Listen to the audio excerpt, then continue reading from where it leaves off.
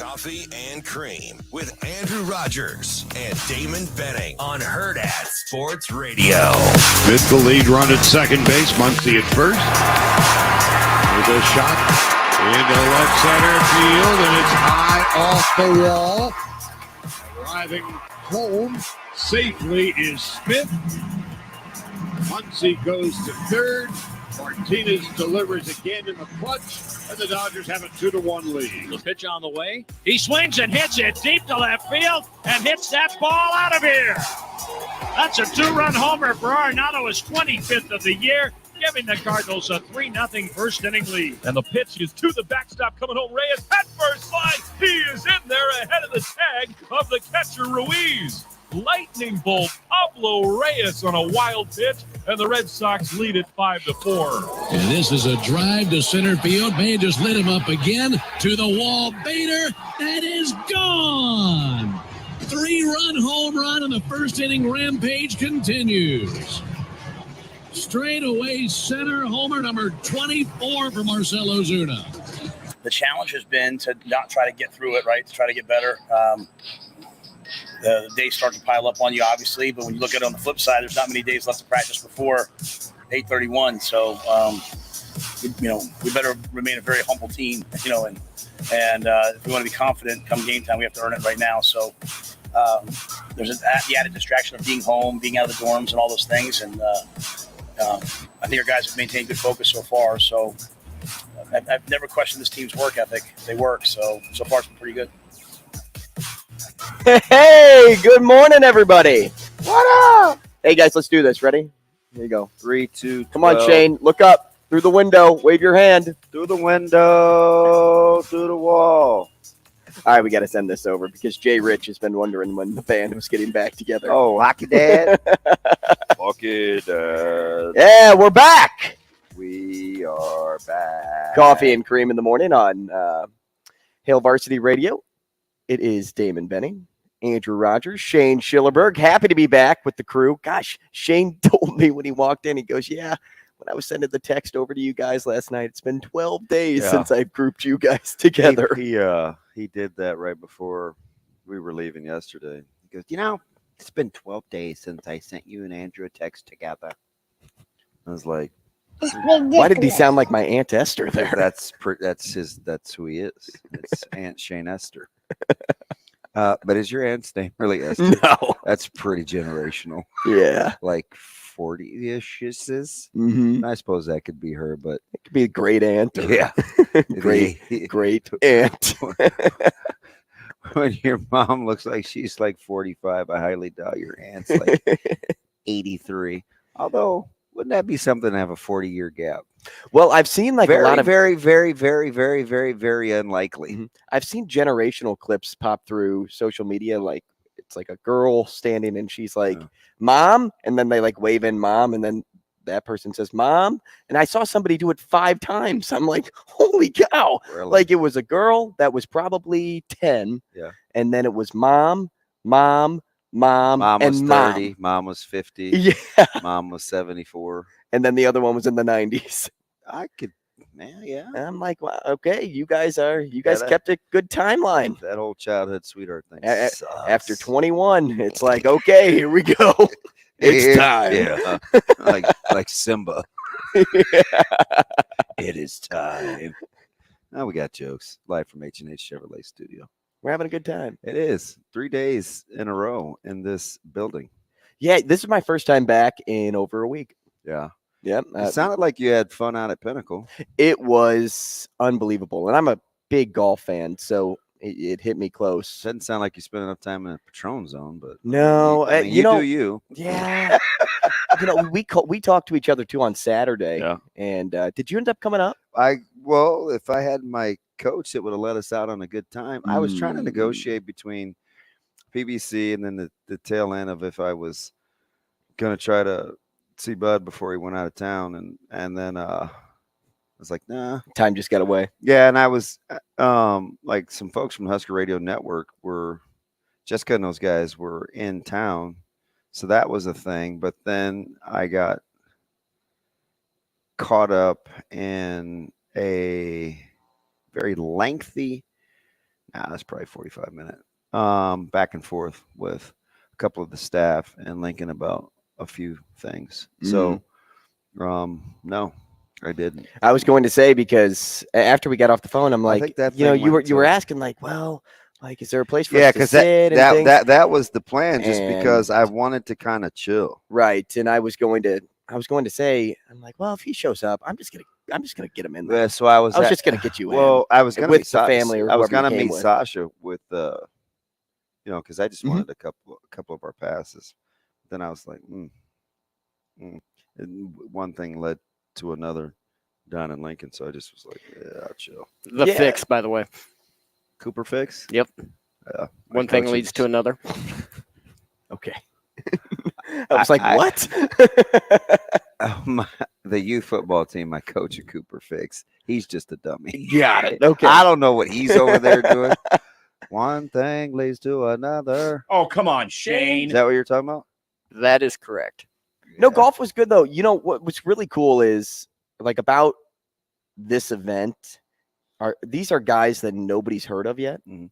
So because of that, and I should probably plug in. Did you see the 6-stroke rundown? Where am I going here? Coming from behind? I need to plug this in. By Alejandro Tosti? man. No, Yeah, that he was was- crazy. How about having He the last was name eating. Toasty on a heater? Oh, yeah. The little rice He got smiles. a little toasty My man afterward is like, too. my man is like chipping in from like 30 feet. No, it's just from the fringe. I was like, he's going to have a good day. Yeah, so when I was watching him go, I'm like, okay, he's like 14 under now. Vanderlyn, and I talked to him the day before. Really cool guy. His fiance showed up, like not really a surprise, but kind of knew things were going well. So she showed up on Saturday. No comments. No comment. And Toasty just kind of let it go. He on 17 on Saturday Like birdied, Frozen? and it was like just like it, just like Elsa. Let it Birdied go. from probably like 20 feet. Yeah. And I'm like, oh man, like you could just tell how much this means to him. Game and on. Then I started doing more research about him. Never won on the Corn Ferry Tour. Oh. Never had a win in the States. He's all the way from Argentina, so his family's back home. I'm Don't like, cry for me, baby. this is crazy. Did you listen to the interview I did with him after? Yeah.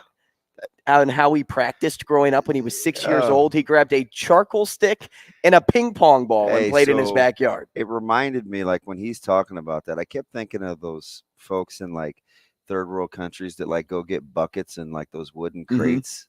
Yeah. You know, their version of peach baskets. And it's like, and I saw there's a couple of things like on TikTok where you'll see little guys practicing from other countries. And then because it's like inspirational, and then you'll see that there's no reason why, and then insert blank when they show other kids in other countries, playing stickball or Right. Doing agility drills, catching chickens and stuff like that. I'm like, oh. Did you ever catch a chicken before in your life? The only time I saw that was in Philadelphia when I was watching Rocky. All right. Greasy, fast speed, Rock. Fast, faster. The chicken would be like, Speed. and then he catches it. He's like, oh yeah, yeah. I'm like, bro, it's a chicken in like an 8-foot radius. Like, you should be good. Like, relax. Yeah, but okay? are you gonna catch a chicken You if it's still- thrown at you you from 8 feet away? Yeah, you still because I don't want to get pecked, but I mean, I'm gonna catch it. You know what I You can mean? catch it and toss it like hot potato. I was like, how about just a game of tag? I don't want to like grab you.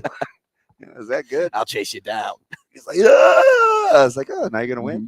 You still came into the ring and with no cuts, not one.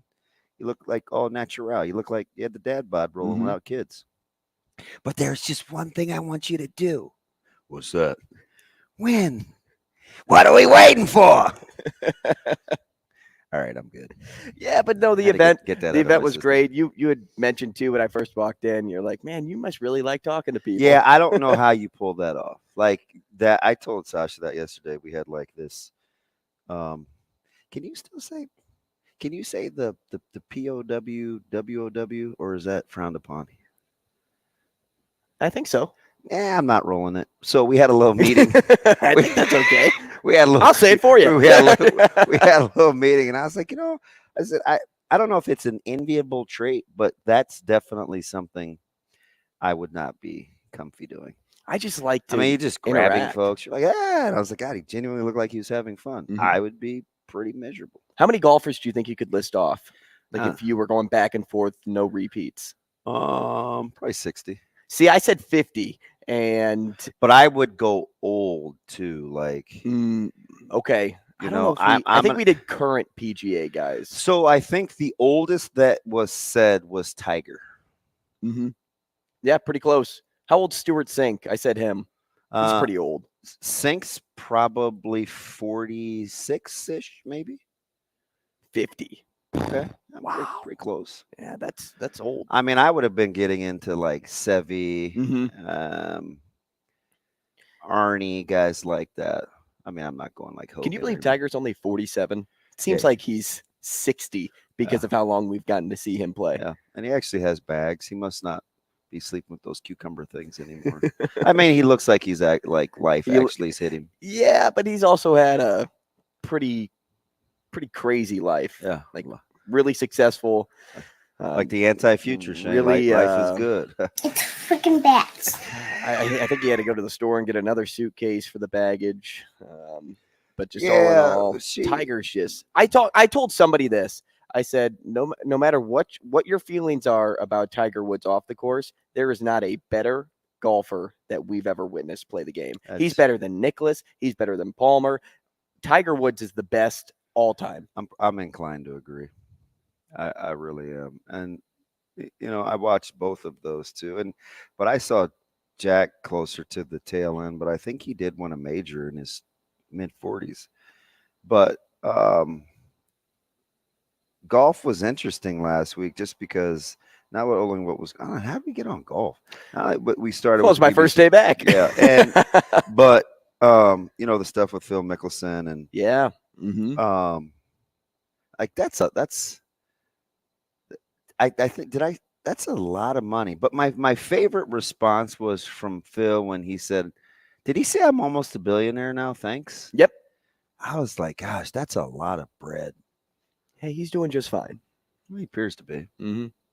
I didn't know if it was kind of an axe to grind, or I mean, obviously he wanted him to testify on his behalf, but it just bugs me, right, when people do that and then they just like turn state's evidence. Like, if you know, you know. If you don't, you don't. Right? Just Is he the live guy that the rest of the golfers are okay with being back because he is Phil Mickelson? probably.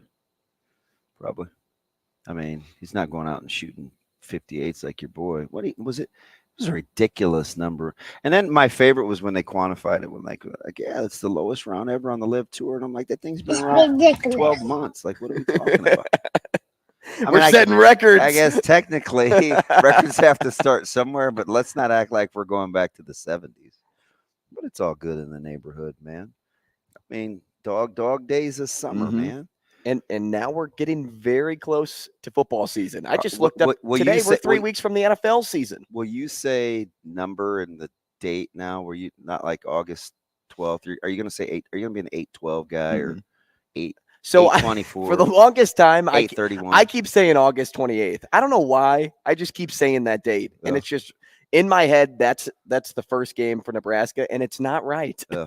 It is not right. It's the 31st. Yeah, I'm not an 8/31 guy though. The only thing that I know about August, well, I knew the 13th because that's my buddy's birthday, but the 25th, obviously, because we tee it up. Yeah, that's football season. Gosh, So it goes high school, college, NFL, back to back to back. That's Yeah. that's great. Prep in Bellevue West will roll This on week. Friday, and Shane's Papio La Vista South Titans will head out west to North Platte, where they may get triple digits on Friday. You think? I saw 101. Yeah. Not an easy place to play. I mean, they lost 100 like Tilford and those guys, but they had a couple of young D linemen that kicked our rear end. So 101? yeah, I saw 100s. Would you see next week? No, I haven't really checked. And it's not my style either. I just know because I knew we started training in such a way the last couple of days with our conditioning where I was like, what is he preparing for? Yeah, we're spoiled right now. 89, 79, 86. And then 97, and it's all 90s all the way till next Friday. Yeah, so he's like turned up the gas on conditioning. And then finally last night after practice, he's like, next Friday, about 100 degrees, and we need to be able to play X amount of snaps. And I mean, dudes are just like, wait till you see our conditioning on Friday. Ooh. Our trainer may be coming out like, Are they just like this? Hey, the heat index may want to chill. Nah, it's only dial back. Minutes of conditioning. Dial it back. What'd you say? Are they just like this? Working my life away. I wish I could just stop and go on a cruise.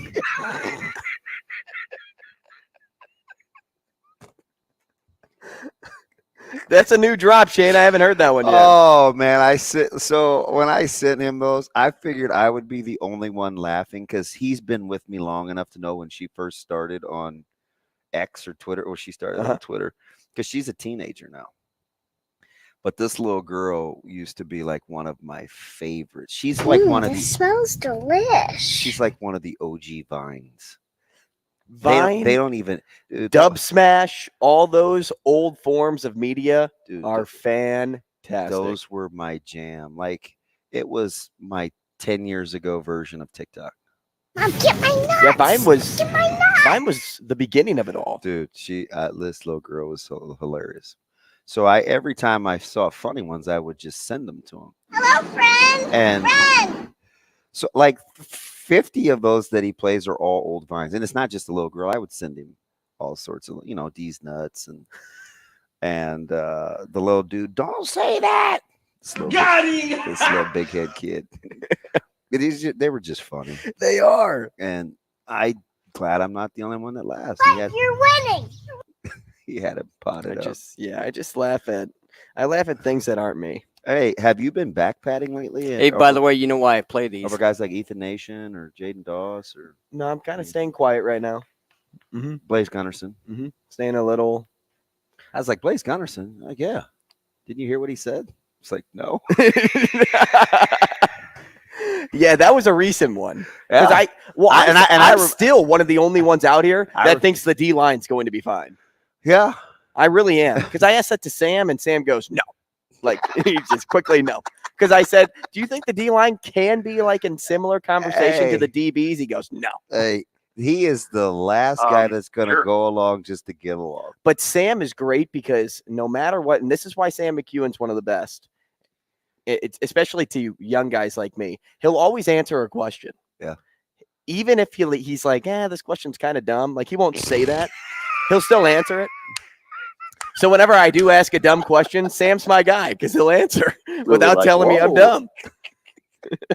I was talking to him at the we went golfing. I told you he looks fantastic, doesn't he? Oh, unbelievable! So you thought I was just messing with you? No, well, I remembered seeing him at, and I wasn't spring, just being nice, but you were like, no, like try another 20 off. Yeah, man, he looks great. So I was playing with Severe and Hanley and Christopherson I saw Wednesday. Those pictures. And so we were sitting, Severe was emceeing the thing afterward, and Sam showed up, Chattel showed up, and Sam sits down, and we just kind of started talking a little bit, and he goes, hey, when's Damon going to be back on a Monday?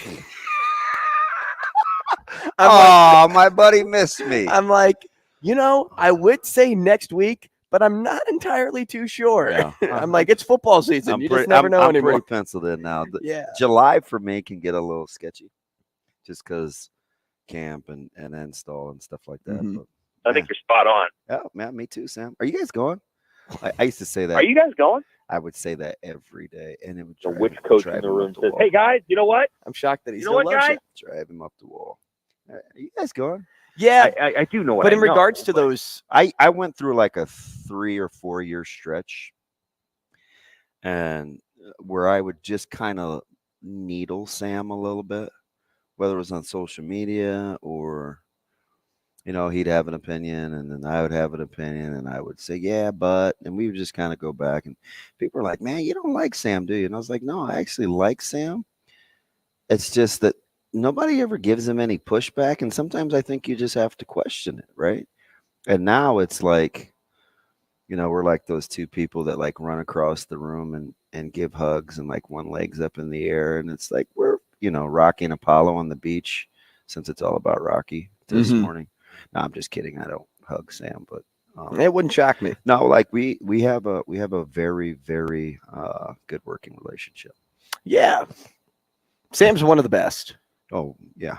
He'll go down in history as do we have Media Hall of Fame here? Oh, I'm sure. Like, yeah. He'll be in there. Yeah. Without I mean, there was a run of just sensational journalism. Like, I mean, you're talking about Lee Barfneck and the late great Steve Pivovar and Tom Chattel and Stu's gonna. I mean, people like to make fun of Stu, and I do too sometimes. But I enjoy him. I spent the entire weekend with Stu. I enjoy him as like we could just sit and he says some things sometimes that like it drives me up the wall, but it's cool, right? Because like it's just Stu. Like I remember a couple years ago we were at one of Sauter's media days, and we have a mutual friend. It's actually his friend that's a grandfather of a young student athlete. And he walks into the gym at Elkhorn. My back is to him. There's one. So Ralston's there, and I think Gross is up next. Not that I remember, but that's exactly what it was. And they're like doing interviews, right? I'm just kind of sitting there watching. I'm supporting Egghead, and he comes over and he goes, "How's the recruiting sweepstakes for such and such a player?" This young dude. Mm-hmm. I'm like, I looked over my shoulder and I was like, no, he said, "Mr. Recruiter." I go, "What? So what are you talking about, man?" Because sometimes people say that, and it's like, that's number one. I don't know if there's a kid out there that will tell you, "Hey, man, Coach B, whatever." I said, if kids like me and they want to play for me, cool, right? But I don't really care where you go to school. I swear to goodness I don't. And he said something, and I was like, I've never talked to that kid a day in his life. Do I love the fam? Yeah. I said, that might be a conversation you want to have with his dad, because I know he called. Yeah. He called. Hey, just because I am who I am and I'm in the role I'm in doesn't mean I know everything. I was pretty firm about like that. Those kinds of things, like they bug me a little bit. We were at a coach's clinic, and I can't stand this other coach, but we were at a Metro. He's probably the only coach in the Metro. I don't know. Lamanchi? No. Just and I was kind of cool with him. I know he's got a certain personality. We were at Metro Coaches Clinic a couple of years ago, and it was Nebraska's first year. No, it was the second year of the staff, because they had just hired the weird wide receivers coach. So it was the third year. Lubick. Okay. And I was like, "Hey, coach, yada yada." He's like, "Stay away from my players." I was like, "Listen, douche, nobody wants your players. Like, relax." I haven't spoke to him since. Stay away. Get off my lawn. Man, listen. You really use that word? Oh, listen, I texted him after. He never replied. I was steaming. Willie Beeman? Oh, yeah. I said, "Hey, man, don't." I said, "Don't ever say that to me again. Ever." I'm just telling you. Crickets. We'll take a short break. We'll be back with more Coffee and Cream. Rogers and Benning will be back in 5 minutes.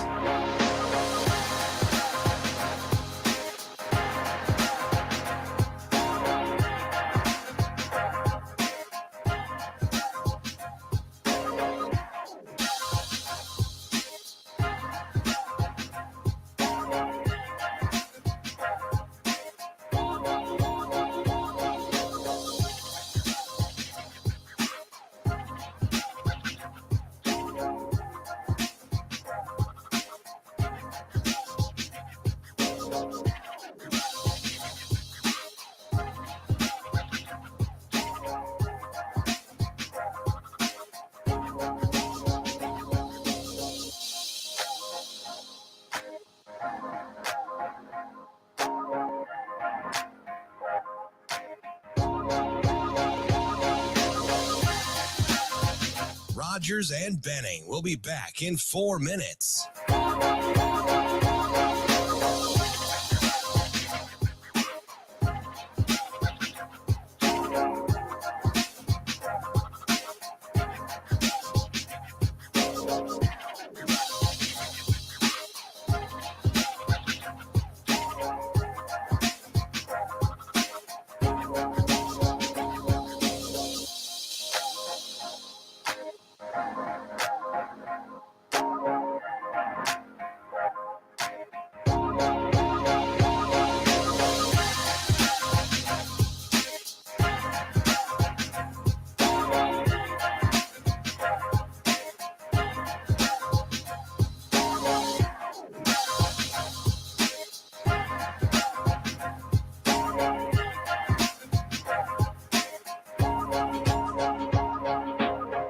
Rogers and Benning will be back in 3 minutes.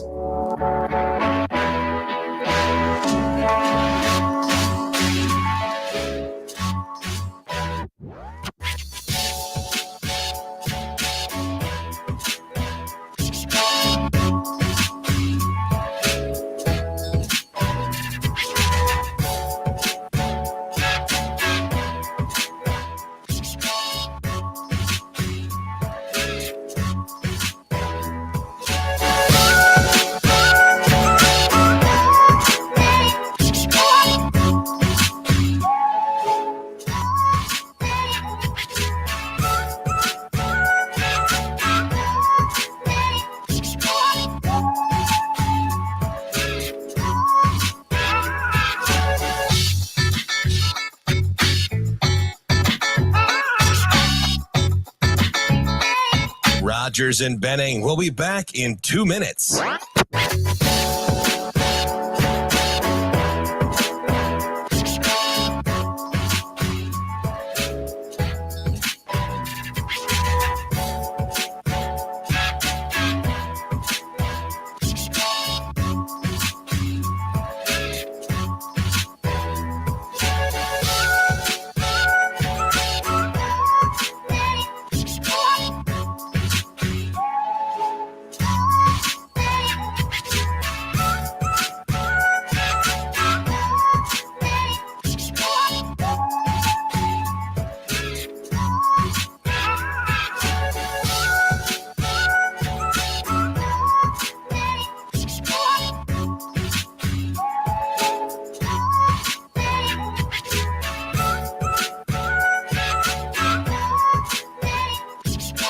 Rogers and Benning will be back in 1 minute.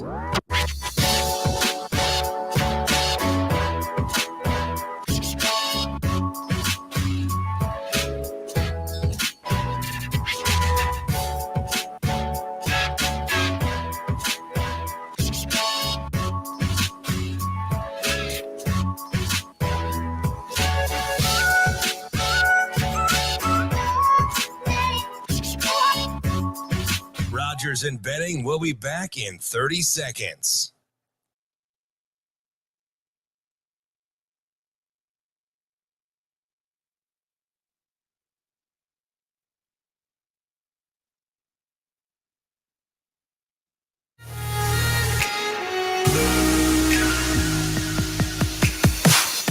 Coffee and Cream with Rogers and Benning on Hurrdat Sports. Well, that's an awesome role. I mean, if you want to play in the National Football League, I mean, this is the place to play tight end. To be able to come here, we do a lot of different things with these guys. The things that they're going to do at the next level. You're going to do everything, right? You're going to play in line. You're going to play in the backfield. You're going to play, you're going to play in the slot. You're going to play out wide, singled up. You're going to do everything. And so, and the verbiage is very similar to what you would see at the NFL level. And so, to be able to come here and for recruits and anybody to be able to come and play here, this is a special place to play tight end. It's a really special place. Tight ends coach Josh Martin yesterday after practice speaking to the media. Coffee and Cream on ESPN Radio 590 here in Omaha. We're live on Twitter, live on YouTube, the Hurrdat Sports YouTube page. You can get involved there. We'll see your comments. You can also give us a call, 888-638-4876. We'll be talking with Brian Christopherson at the top of the hour. That's at 8 o'clock. Follow that up with Andy Kendeigh, sports director over at KETV. And we'll close the show with Steve Gardner, baseball writer and reporter for USA Today Sports. We'll play Gone in 60 Seconds today, a new version. We played it last week, DB. You didn't get to experience it, but instead of giving the quarterback, so you know how I told you a little while back, like, hey, we're going to do colleges. Like, I'll give you like quarterback college, running back college, and you have to tell me what team it is. Mm-hmm. Well, we found out that if you just can guess like the quarterbacks in the league, it's pretty easy to figure out what team you're talking about. Unless it's the Chicago Bears and it's Justin Fields. Yep. Thank you. Thank you very much. Well, that was one I just happened to hear. I told Robbie. Well, I got stuck on. I said he may lose it. Yeah. I lost my way because I got stuck on Diggs. I lost my way. Right? Because I was like, Diggs, Maryland. Like, what other Maryland? And it was just Diggs in my head the whole time. And so I got some teams loaded up. What'd you think? 3 of 3 for 129 the other day. Were you tickled? I mean, that'll happen when you hit the little slip screen. And right. And you can just run. And just run and run. Is it still the X button on PlayStation, Shane, or is Speed Burst a different one? R2. R2? Mm-hmm. Oh, I forgot. I'm talking to a gamer. Yeah, R2. Yep. R2 is now Speed Burst? Hold it down. No, isn't R2 in Star Wars? Nope. That's D2. That's funny. One of our players, Bo Ryan, and he better be in meetings right now. What time is it? 7:31. We had defensive meetings this morning. You better be there. Started at 7:10. He better not be listening. Room 220. I call Bo Ryan. It's really Robert. He hates when I call him Robert. I call him Robert when I'm Call him Bobby. Oh, yes. He has a couple of nicknames. Sometimes it's Beauregard. Sometimes it's Roberto. Sometimes it's Robert. That's your daddy, Roberto. 95%. I saw you on the time, ESPN. When he's practicing his tail off, I call him R2. Yeah, because he's kind of built like R2D2. Mm-hmm. Yeah, R2. Hold it down. Yeah. That's actually speed in every game. Is it? That's speed in basketball. So he's I haven't held is he kind of short and stocky? Very much so. Kind of a big head. Yeah. If he was a little more stretched out, he would be on a ton of colleges' radar. He's arguably one of our best defensive players. Yeah, but he's a little squatty body. Sauter's in love with him. Like Superman crush. Sauter's got a lot of crushes across high school football. That's okay. I mean, that's kind of how, like, even though I coach at a particular high school, there's lots of other players around the metro that I really like. And I'll cheer for you anytime you're not playing against us. No, I'm dead. And you'll cheer for him after the game. Totally. Right after the buzzer sounds. I always wonder, sometimes if my staff or the players get mad because I'll have so many long-standing relationships with the players in high school. Sometimes I'll give them a hug and handshake line, or I'll go give credit where credit is due. And I just wonder sometimes if I'm getting side-eyed by our guys, why are you talking to them? And I get it. DB, you guys win state championships. I don't think anybody's side-eyeing you. We've won a couple. It's played in a few. Mm-hmm. Played in a few. Spoiled, man. But rightfully so. You guys work for it. You guys work hard to get there. Not that any other team doesn't, but you guys are rewarded with the hard work that's out there. I'm pretty pumped. I'm excited for the high school football season too. It smelled great. I finally reluctantly turned my sprinkler system back on. So this morning, leaving, it was yeah, it's close. Grass is just cut. It's wet. Well, it's time for that hard work to pay off. To the point to where you guys have been doing it so long. Let's play a game. Can you hear it in the staff in Lincoln? Mm-hmm. It's and I'm not going to kid you. They still have a ways to go. Mm-hmm. I know he said it was just X amount of practices left, but when you've been in camp 2 weeks already, they're itching tough to go. Yeah, because it's not you don't really have. Remember, we had team camp, and this is just high school. College is much tougher, right? I mean, we started on the 17th. We went the 17th through the 25th, and then 3rd, and then the 25th through the 29th, or whatever those Monday through Fridays are. And then you have, kind of your dead period, and then you get rolling. It seems like we've been in camp forever. Just imagine what it's like to do the rigor in college. right? You're fresh off of summer conditioning. You're probably home for 6 or 7 days, maybe. Then you're back at it reporting. Like, you've been doing this a while. Is it? Oh my gosh! Is it wrong to be feeling uncomfortable and maybe a little queasy at this point with this football team? I think because that's kind of where I'm at.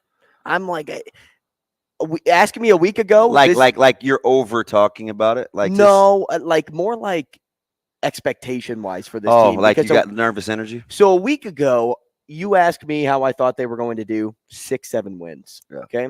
You ask me today, I'm feeling like 5 wins. Oh yeah. And so like I'm just kind of feeling that nervous energy. You know what's interesting?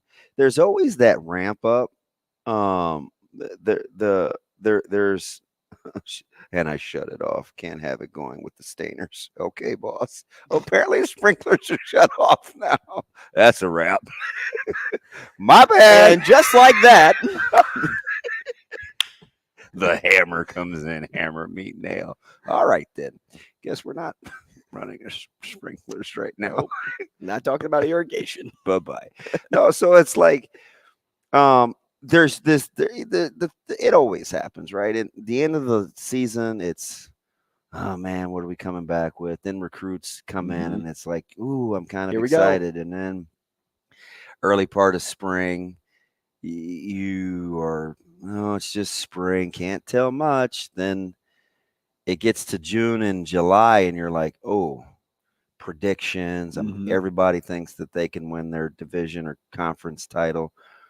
And then camp happens and you start listening to reports, right? Who's hurt, who's not hurt, who's left the team, how happy do the coaches sound?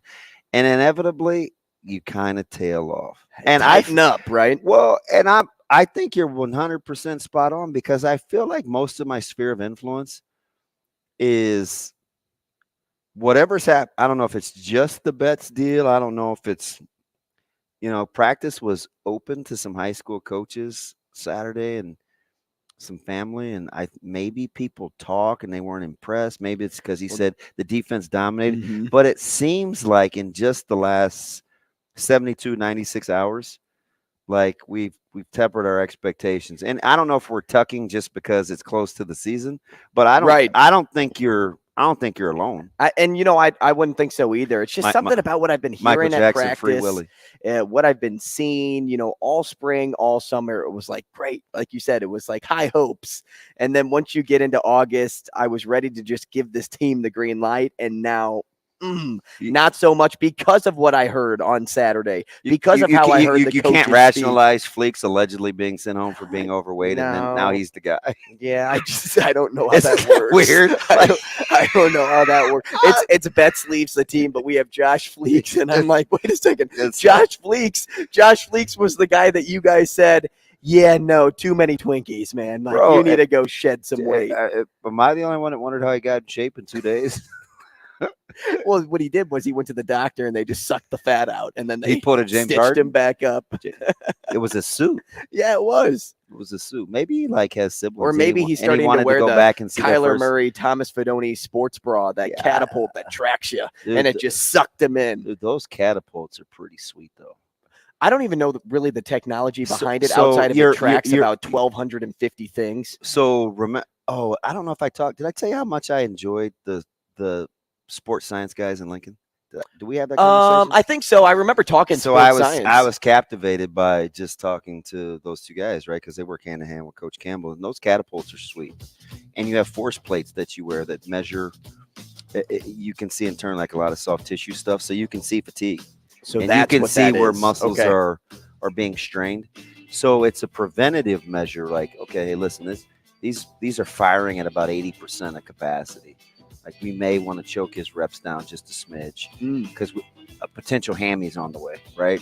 Those do you wear those during the game or no? No. Just practice? Yeah. Okay. They're legit, though. Are you a uniform guy? You don't strike me as a uniform guy. Heck no, man. We can talk about it, but I ain't going to give you much. It's all right. We'll just touch on it. How about that? That's fine. We'll do it next. Rogers and Benning will be back in 4 minutes.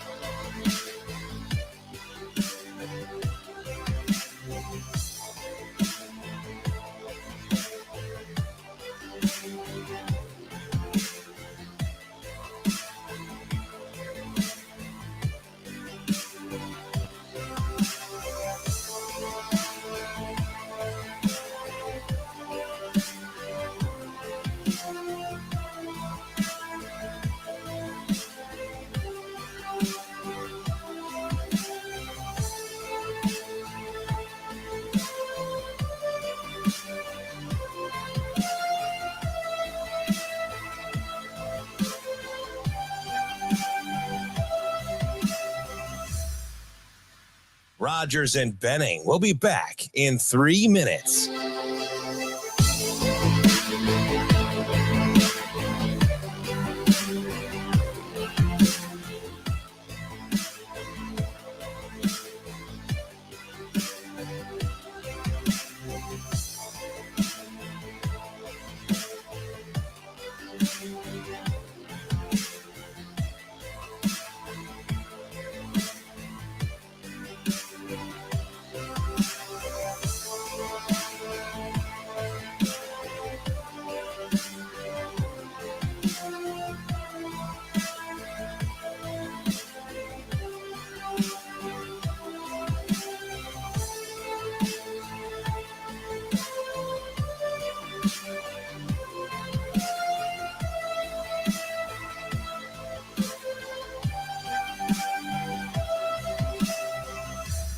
Rogers and Benning will be back in 2 minutes.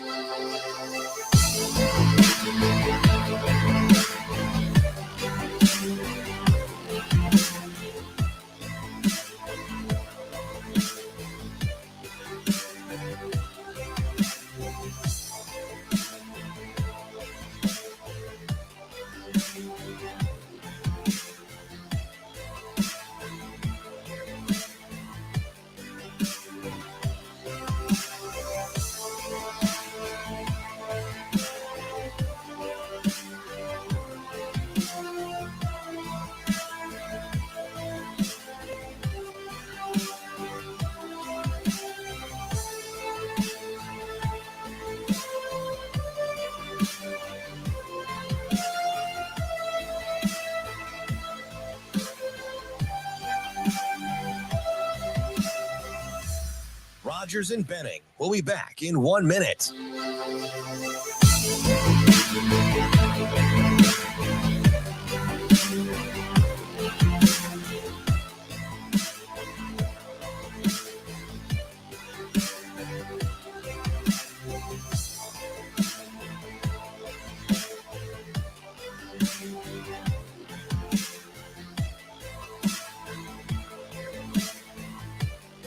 Rogers and Benning will be back in 30 seconds.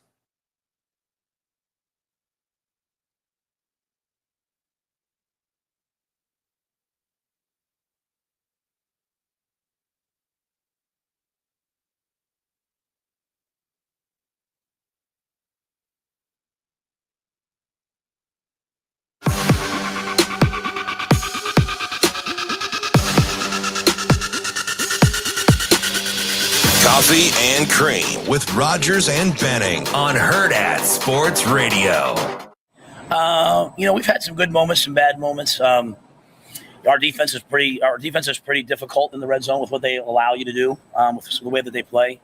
And I've been pleased with the way we've run the ball through the red zone. Our creativity has been pretty good. So I think we're right where we need to be. I mean, I'm always looking for, big receivers, and I think, down in that area. So I think guys like Malachi, Marcus, we're still waiting for Marcus Washington to come back. He's close. I expect him any day now. But those are the kind of guys I think can help you down there. Fedoni can help you down there, some of those guys. So, we want to score touchdowns, not field goals. So that's our whole mindset. And I like the way we're proceeding. The quarterbacks get a lot of work down there, and they're doing a good job managing that situation down there because it's completely different for a quarterback.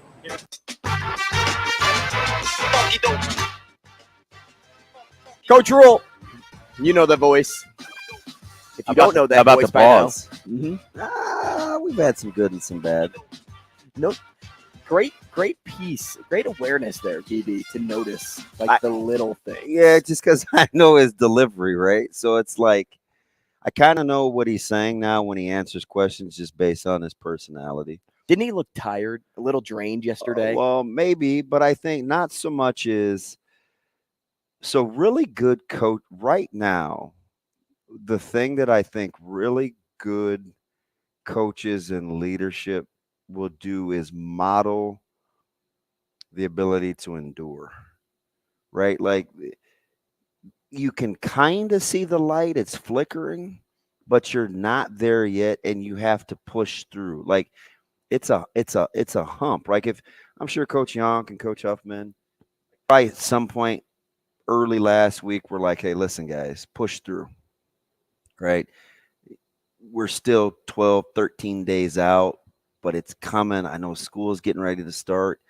It's the same way in college too, right? We just talked about the hanging and banging, and you want to go play games. And football is inherently at a disadvantage in terms of its Q rating for the people that participate in it, because you play so much less than you practice. So I think for him, Coach Rule, I think he's ready. And you've probably seen some things that you'd like to clean up. You've probably seen some things you hope can last until game time, like you're not peaking. So I think, it intensifies for the staff too. But I think right now he's modeling the perseverance part, right? Because I'm sure if you look at it from his point of view, how would you like to keep talking about nothing that people can't really see? Right. How many times was he going to get how many days in a row can he be asked about the wide receivers? Yeah, well, a lot. And how many different ways can you say, right? Like they look like they're growing. Hey, 2 days in. Hey, can you give me some name? Hey, who's like at some, he's like everybody else. Some of those things are going to at some point show through. Well, and I think for the fans though, in this way, it's been nice to hear the same few names pop up every single time, and that it's not a carousel of new names. Although I would 1, 2, think 3, and then Bullock. Yeah. Although at this point, I think probably the fan base, the majority is about over it, right? Like they're hungry too. They want to. You talked about your nervous energy.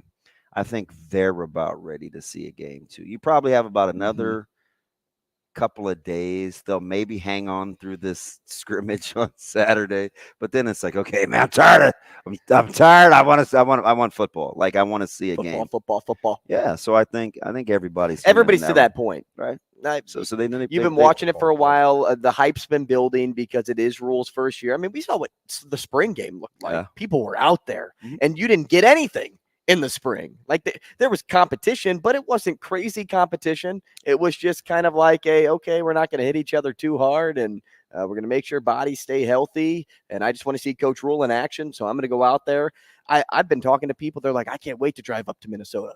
I can't wait to drive up there on August 31st to go watch a football game. It's going to be great. 8:31. No, I'm sorry. I didn't want to be that guy. 8:31. I didn't want to do that.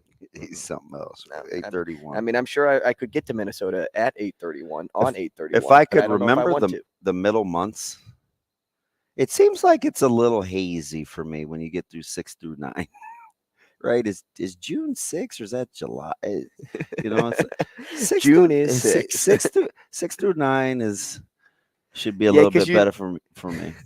October's 10. Well, I should know 7 because 7, 8. I mean, that's J. Well, 7, 8, 9 is, and everybody in my extended family has a birthday in June or July. Everybody. Now that you say that, 3 members of my immediate family. It's unbelievable. So I should probably now 4 because Shannon's newest was born in June. So now 4. Do you know what today is? Nope. I actually don't. I know it's Wednesday. That's it. I know it's the 16th. Couldn't have told you that. Like if I walked into a place, like say I had to go to the DMV for some reason, and you fill out a form, you mark the date, I would have to pull out my phone if you didn't just tell me it was the 16th. And the only reason I know it's because this is the only night of the week where I don't have an extended activity after high school practice. Oh, that's kind of nice. Take a break. I can't wait. Watch a new show after everybody goes to bed. I haven't eaten before 8:40, which is so bad because I'm rolling. The garage opens about 8:50.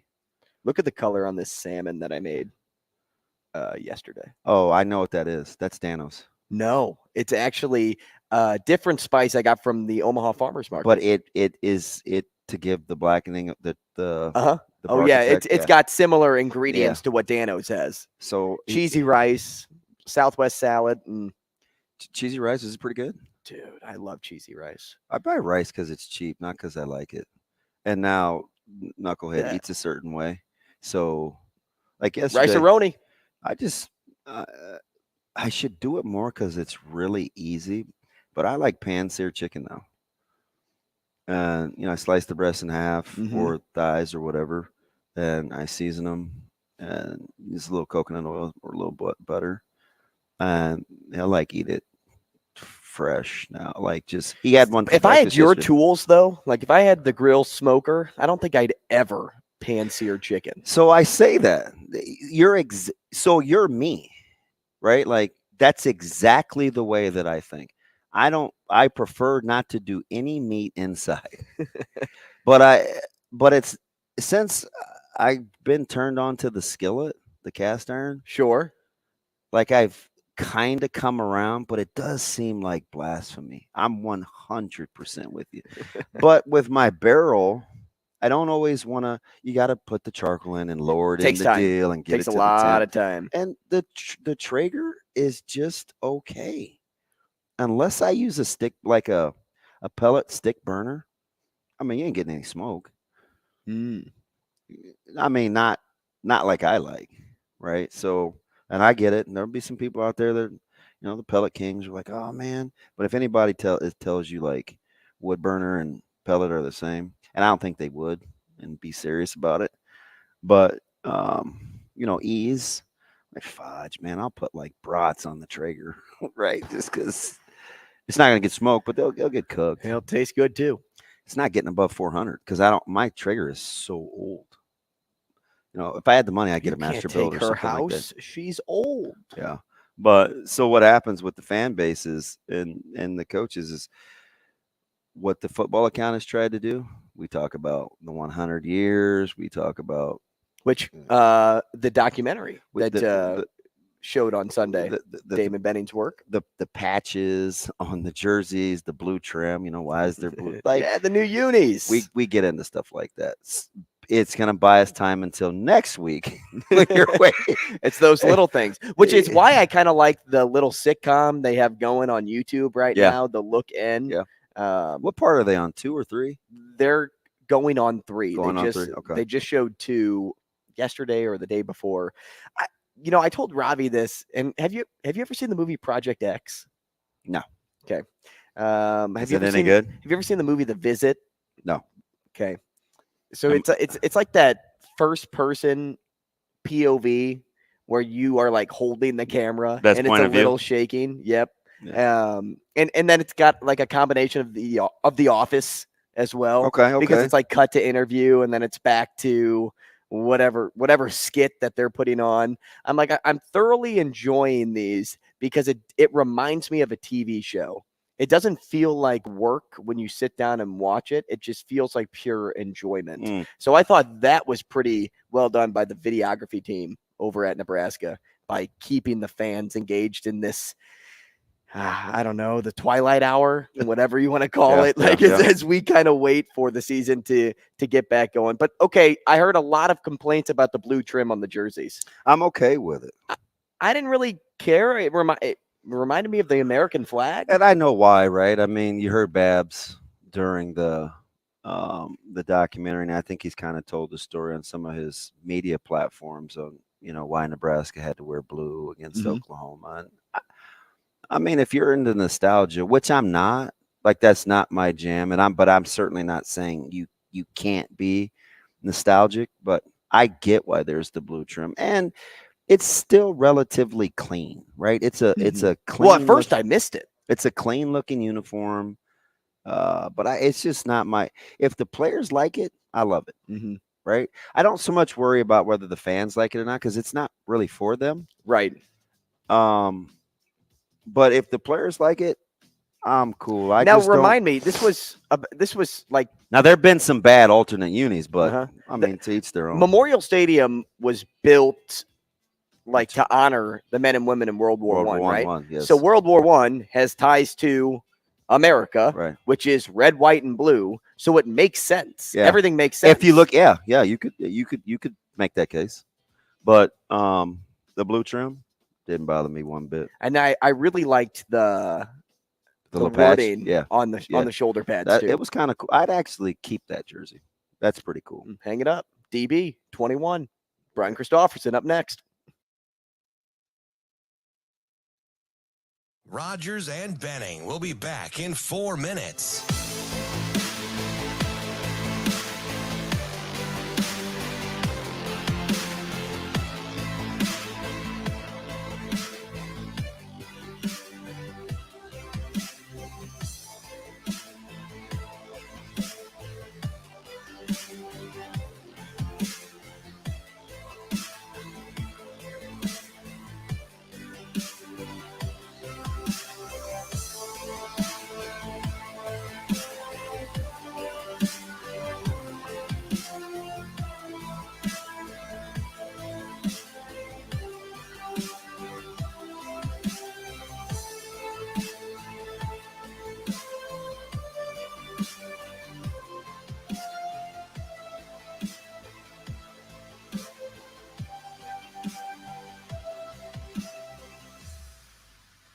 Rogers and Benning will be back in 3 minutes.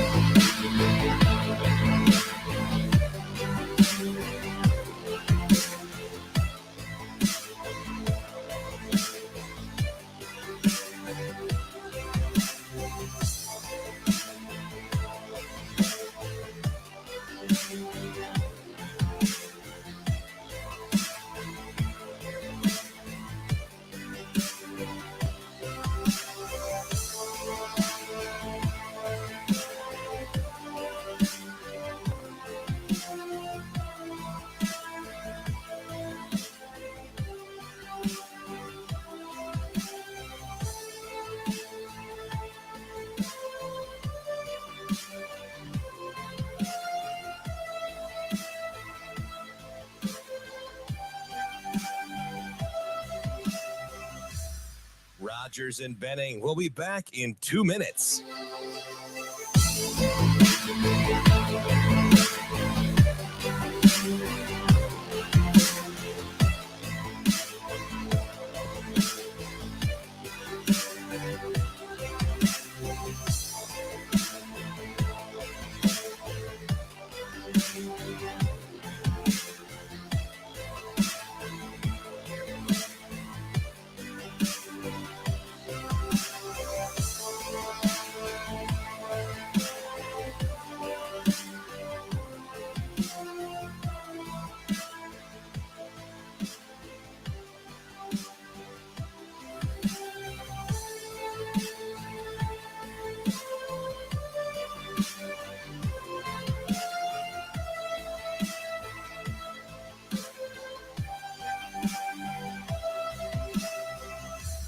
Rogers and Benning will be back in 1 minute.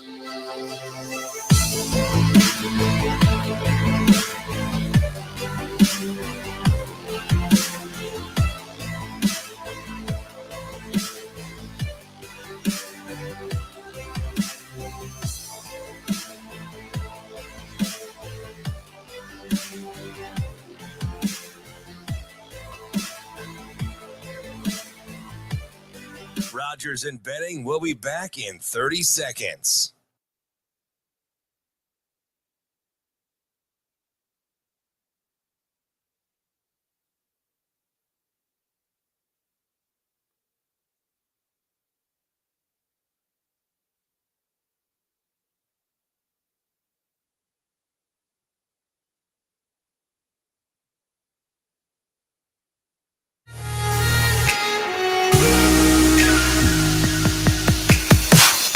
Coffee and Cream with Rogers and Benning on Hurrdat Sports Radio. Here is Husker 24/7 senior writer Brian Christopherson. Yeah, it'll be a little bit of a circus act. Brian Christopherson. Oh, I mean, that's pretty interesting. Brian Christopherson. I kind of enjoy that. Here is Brian Christopherson. All right, welcome back. Coffee and Cream alongside Damon Benning, Andrew Rogers. Happy to have you with us. Happy to be joined by Brian Christopherson now on the show here on Hurrdat Sports Radio. We're live from the H&H Chevrolet stage at Hurrdat Sports Bar and Grill. We're getting to that point, huh? It's about to be changeover time. Hurrdat Sports. We are having a good time. I heard that. Yeah, you heard that? You know how many people were saying that at the golf thing? Really? Like, oh my goodness, it was hysterical. I just like to hear when I'm hysterical. Oh, I heard that. Everybody's like, "Oh, you guys are everywhere." So Luke Kluver. Yeah. Hey, low key funny dude, isn't he? So funny. We were hanging out with him after Saturday's rounds before the concerts. A regular dude. And we were around him and a few of his buddies, and we went up in that little truck, like the truck that travels. And the whole time he's like, "Oh, I heard that. I heard that." Luke Kluver's the guy. He's a funny dude. Look at BC. Can you see him on the stream right now? You're growing something out there, BC. I'm looking at it. There's a little shadow there. Yeah. How you doing? Yeah, I got a seventh grade facial beard going. I kind of like that though, B. I mean, I like it. It looks legit. Kind of jealous. Maybe I should bring mine back. Only need to work on it another week or two, and it'll be something respectable, maybe. B Sizzle, more nervous energy for your Vikings or for Nebraska? I mean, I try to separate out. This is how I try to do it. When I got into journalism, the team I cover, I just try to separate all that stuff and just cover them down the line. And so it's probably got to be the Vikings is the answer. But if I looked at them the same way, the proper answer would be Nebraska, because I just don't know what the heck's going to happen on August 31st. And I don't mean that in a bad way. It could be really good, but I mean, you get ideas here and there about how something may go, but it's always tough when you're going into an opener to figure out exactly what a team is made of. And then you compound that with all the new stuff, and it's entirely new defensive scheme and all the working parts at quarterback that are trying to or offense that are trying to come together, including quarterback. And boy, it's a mystery, but kind of a fun one. Hey, go ahead. Oh, I was just going to ask a quick follow-up. My bad. So, BC, if you grew up a fan, which I think you did.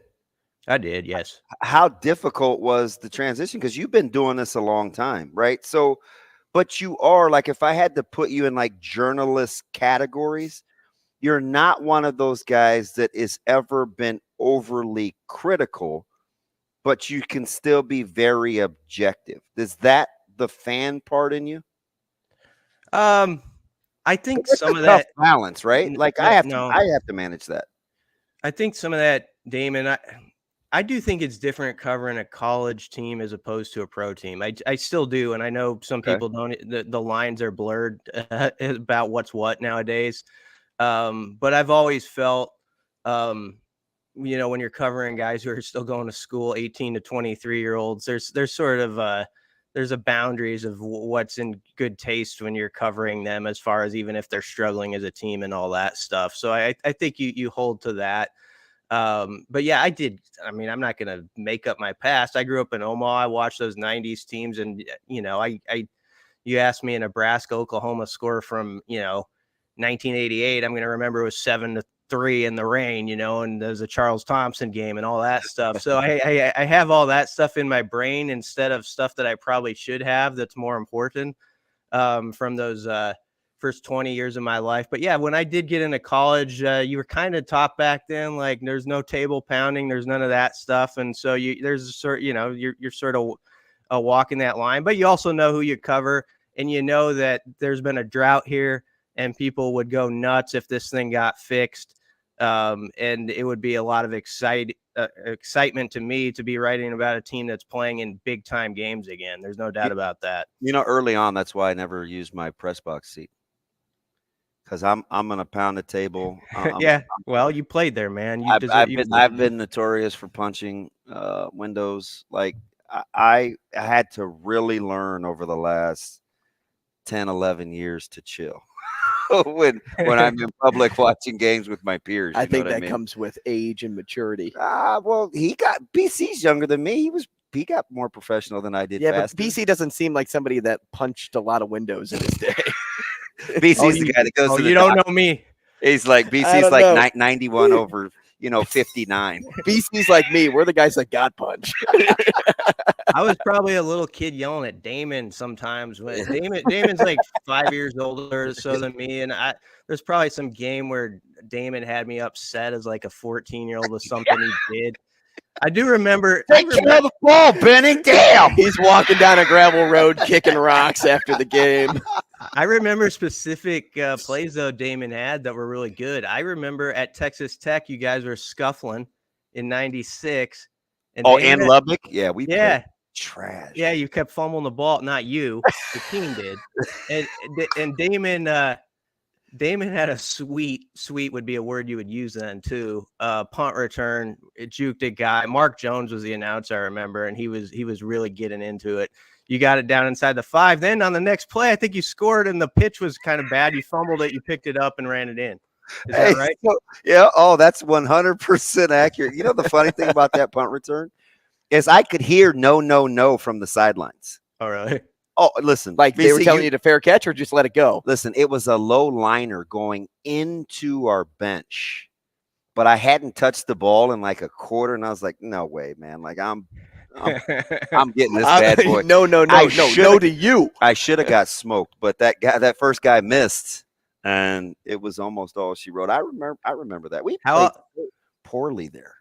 How often does that happen where if you were a guy who you maybe didn't touch the ball for a quarter or so, and there's that one moment where you maybe try to extend to something you wouldn't normally do? Or that's got to happen a lot. Yeah. See, I'm inherently selfish. We were getting our tail kicked by Gross in high school. Joe Rosgay and Chad Myers were putting it on us. And it's about 12 degrees, man. The only reason I have a 99.5-yard punt return is because my dumb butt went and got that thing inside the 10 to return it. Like, I'm like, oh, no, we're not about to get goose egg by these guys, right? Like, that's the only reason I fielded it is because I was selfish. Oh, well, yeah, that's a good story now, though. You know who was a dude in that game? Oh, and then we can move on. Terrell Farley.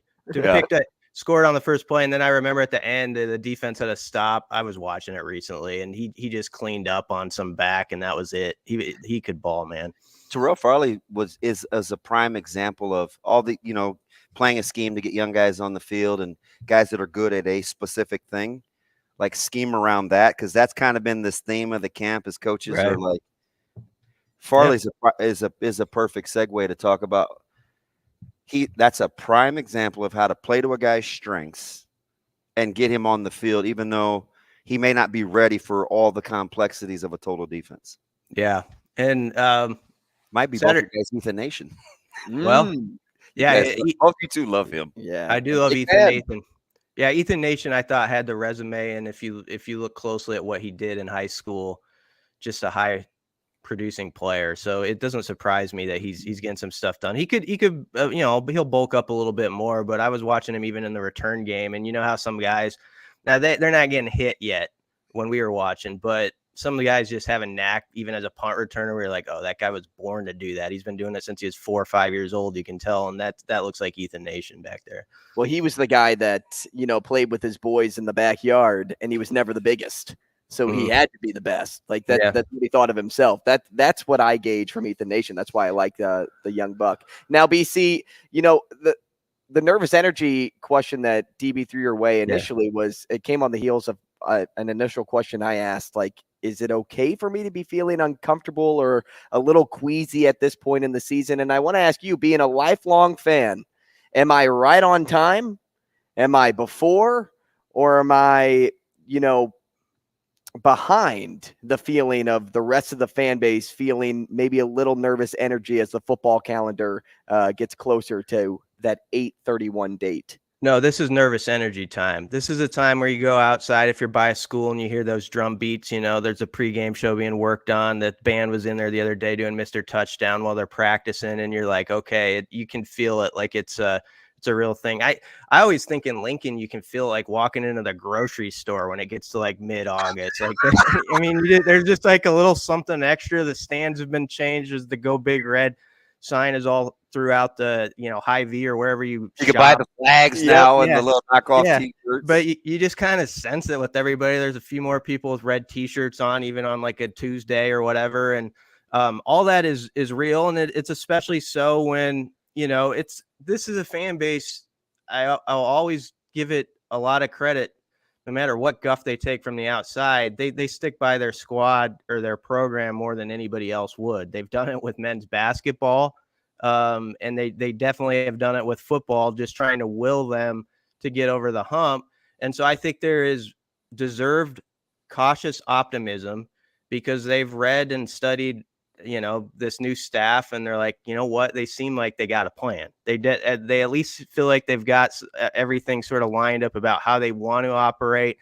And they're really trying to instill a certain, MO within their team. And I think another thing people pointed out to me that they like is that it feels like a lot of the stuff that's coming from the top down is being repeated. Like there's one message from everybody that you're getting now as you get closer to the game, where you can tell stuff is really seeping into guys' brains and like, this is how we're going to do things around here. And I think people are encouraged by that. But yet also nervous because you just never know that first few weeks, like what it's going to look like at all. So BC, are you picking up on a little bit of the, he called it nervous energy. How about just like the barometer, right? So now I feel like it's peaking back a little towards the down arrow and nothing's really happened. I mean, I get the bets thing, right? And I'm not calling that nothing, but for the most part, I hear a lot of people say, well, that didn't really change my outlook, but it seems like we're not as, sales are full as we were a week ago. Does that tenor come from the reality of what the coaches are saying? Or do you think this is just norm for this juncture of a long fall camp?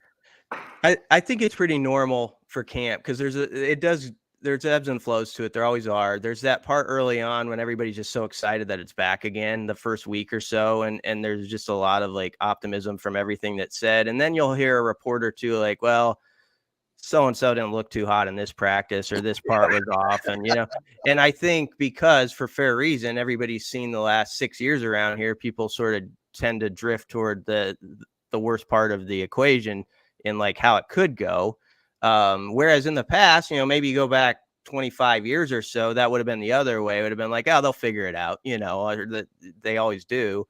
And now the benefit of the doubt is lost. But so I think Saturday was probably, to what you're saying, Damon, maybe a tipping point there, because that was the day the bets information was given to the public.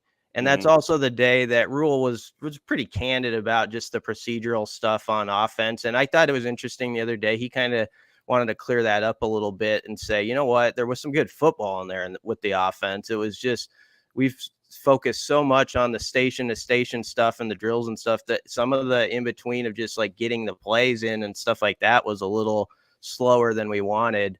But he reminded his players, and he was telling this, I think, to the fan base and media as well, you guys are where you're supposed to be right now. And I think that's sometimes a good message probably for a coach to get across to his team. If there's a little negative energy in the air because of this thing or that thing, it's like, no, this is where it's supposed to be right now on this date in August. It always is. Let's just keep moving and we'll be fine. Where do you guys come out on being matter of fact versus coach speak? Because Coach Rule is extremely matter of fact, right? It is what it is. Doesn't hide any details. But I pit that against Coach Satterfield, and I kind of feel the same thing. He's just telling you it is what it is when he's talking about the offense. But I think he kind of gets the coach speak label. How do you discern, BC? Do you try to get inside their personalities, or do you take the words for what they are? Well, that's an interesting question. I don't know. Rule's just got a way of, I mean this in a very positive way. He's got a gift for gab. He just does. He's somebody he's like a storyteller, right? Yeah. You can ask anything about, like you could ask him the same question you're asking me or 10 other people, and he'd give a far more interesting answer than everybody. He just would. And that's not sucking up. That's just the truth of the matter. Like you listen to him talk, he's just really good as a communicator. But I do think there's a purpose to what, everything he says, he wants to get out there in a certain way. And I think, I thought a big deal yesterday, guys, was the talk about the freshman wide receivers, when he said they don't necessarily have to play right away. Right. And I'd kind of been building that up a little, I admit, through some stuff I'd picked up on, like they're thinking like they got to get a couple guys out there and all this stuff. Who's it going to be? Doss, Coleman, all this stuff. And I think that was one, it's true because he laid out what's exactly the fact of the matter is that this is going to be a big boy football game on August 31st against Minnesota. I love that line.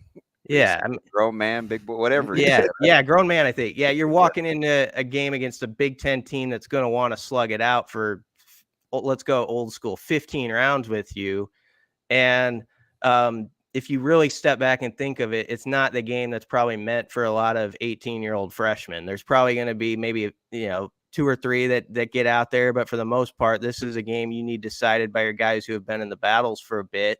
So there's a few parts to that. It's a challenge to your older guys, like, hey, embrace this. You got to be the guys, IGC, Fleeks, guys like that who have been in this program. Step up and, you got to give something.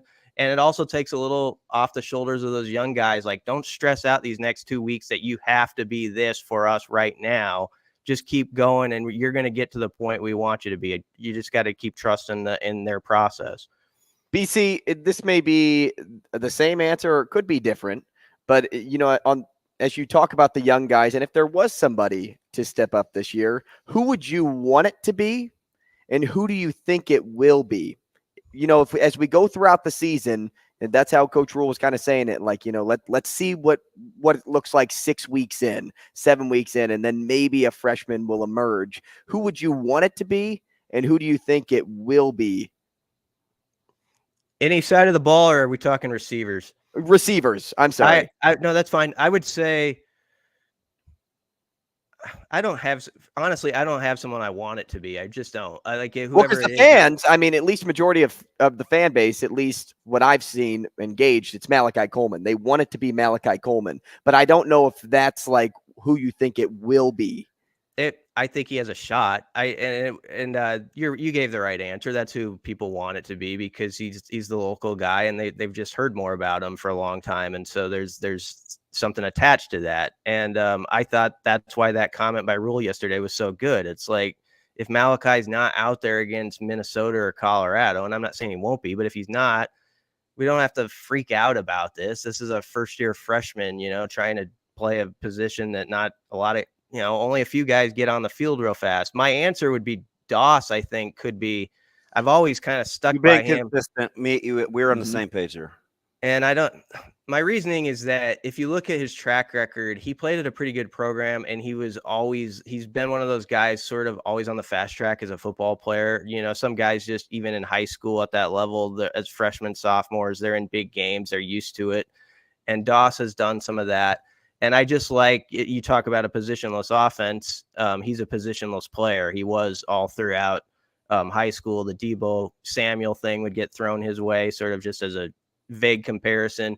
And so because of that, I would think he's a guy where you could find certain niches that really fit him. But Jalen Lloyd pops up here and there too. And with speed like he has, man, you can't discount a guy like that. Even I've always said, if a guy like Jalen Lloyd or somebody popped up this season and had 5 or 6 catches, let's say, all season, but like 2 were 40-yard plays where he burnt somebody or something. There was something he just did really well. I'm not, if something like that happens, that he'll be a story still. You can be a story for a team or a sidebar in a season, even if you don't have 35 catches. You can be that guy who makes that big play on a September game, and we're talking about you, and it's building confidence. And if some of those guys have that happen this year, that'll be a really good thing. I'm so happy listening to. Well, that sounded weird. I enjoy kind of the philosophy, BC, because I'm one of those guys. Remember, like 3 or 4 or 5 years ago, I had this stupid analogy about groceries, right? Where if you're Nebraska and you want to win, you need to be playing redshirt sophomores and juniors, maybe some seniors, right? That needs to be your protein. And you supplement it, or your side is the occasional young player, the freshman. For this weird stretch, we got hung up on early contributors, and that was kind of our barometer. And I'm thinking that should never be Nebraska's blueprint if they want to win in this conference. How much of the fact that we're having these conversations, and you can be okay with Coach Rule saying, well, they don't have to, we don't need them to play. This is big boy football. How much of that do you think has to do with the fact he's outwardly calling Nebraska a developmental program, right? So yeah. Do you know what I mean? Like, does that go hand in hand for you? Yeah, absolutely. I mean, that's what he's doing.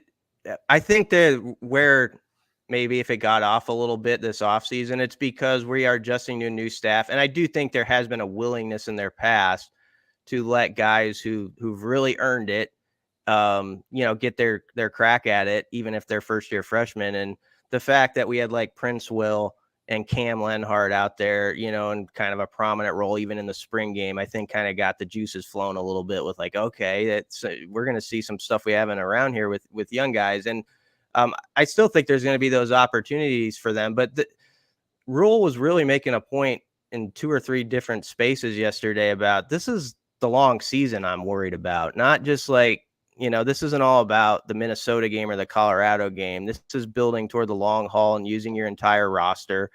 And that 4-game redshirt rule with the 5th with the bowl game is a big deal to them. This is something that you can also use strategically to develop guys. And you can push your freshmen who maybe they aren't ready on 8/31, but you can say, look, you've got a chance to get on the field later in this year and play up to 4 or 5 games and still redshirt. That's a nice carrot that should be dangled out in front of young players to keep them going. And I'm sure it was in the past, but I don't know if it was enough. And maybe some of that'll come into this too, where it kind of keeps those first year guys pretty motivated that they could pop in later. BC, quickly here before we let you go, 2 guys that were kind of put on the back burner after spring, or at least one was Heinrich Harburg. And then, Chubba Purdy is another name that has started to come up now. 2 guys that are becoming vocal leaders. All we ever heard, though, was the likes of Jeff Sims. But now that these 2 names have reemerged, if an injury were to pop up at some point to Nebraska's projected starting quarterback, who makes you feel more comfortable to take over at this point if there was an injury today? Someone who hasn't seen any of the practices in any length, it's hard to say, but I feel like through the interviews, Chubba Purdy right now has the arrow pointing up a bit. Now I don't know, that might have just means that he's made it a dead heat or something like that, but it definitely feels like there's some steam behind his name as you talk about that backup conversation. And the thing they kept saying about him is in the spring, maybe in new staff, he's really trying to wow everybody and you force it a little bit. And he's just kind of calmed down with his play. And I know people are skeptical of him, but it's a new start for him too. And you got to sometimes have new eyes the way you look at a player. And, right now, I think he's got a shot to be number 2. And, 3 months ago, we weren't saying that. So that's a credit to him for sticking around and fighting. BC, we appreciate the time, man. Thanks so much. We will talk again next week. Yeah, thanks, guys. Brian Christopherson at Husker 24/7 BC. He's a senior writer at Husker 24/7. All right, when we come back, we'll take a short break. We'll bounce back into Omaha, talk to the sports director over at KETV. That's Andy Kendeigh. He's up next on Coffee and Cream. Rogers and Benning will be back in 5 minutes.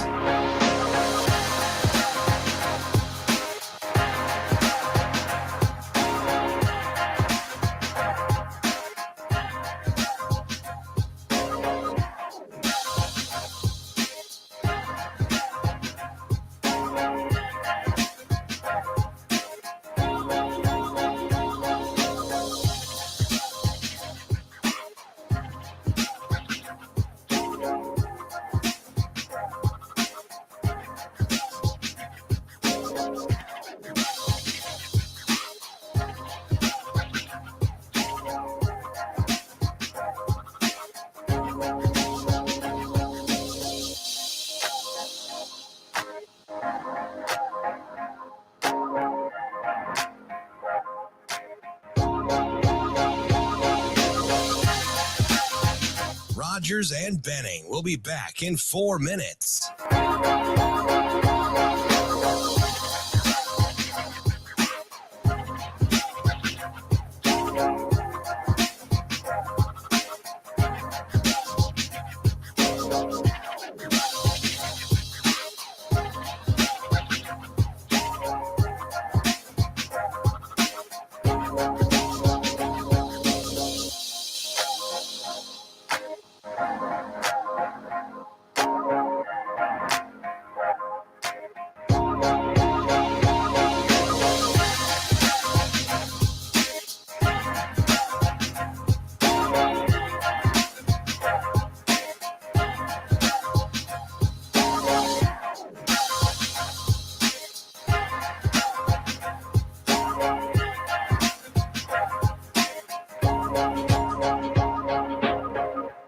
Rogers and Benning will be back in 3 minutes.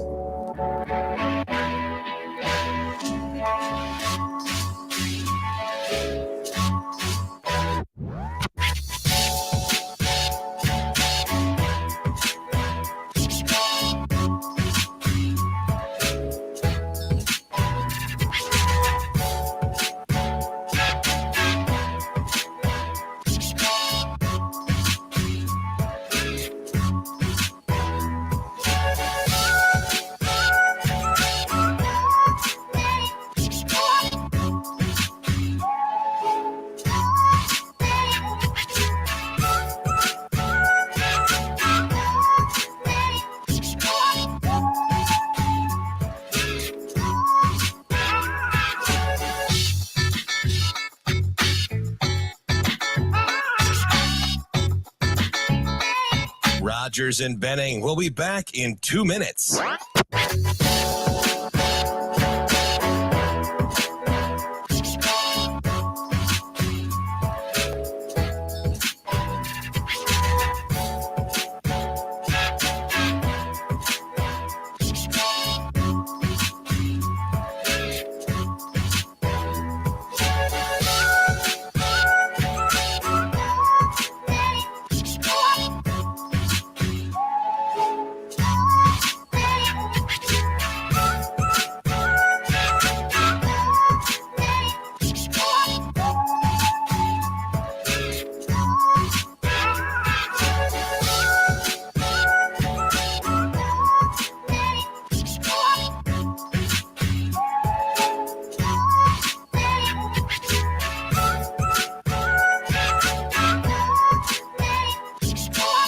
Rogers and Benning will be back in 1 minute.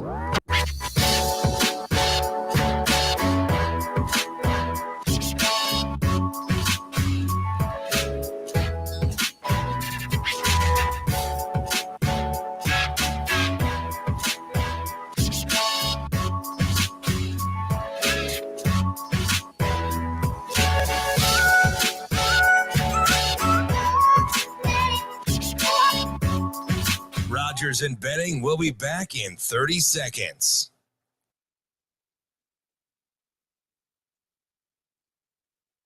A lot of it was like trying to be the best.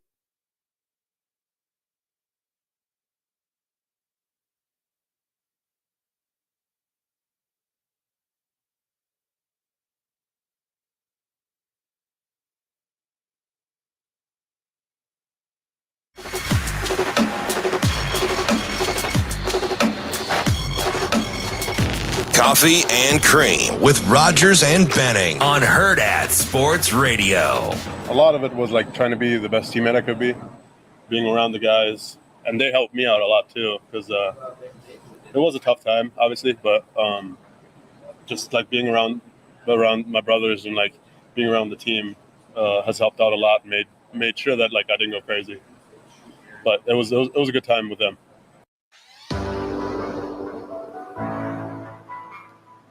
Hey, welcome back. Coffee and Cream on the Hurrdat Sports Radio Network.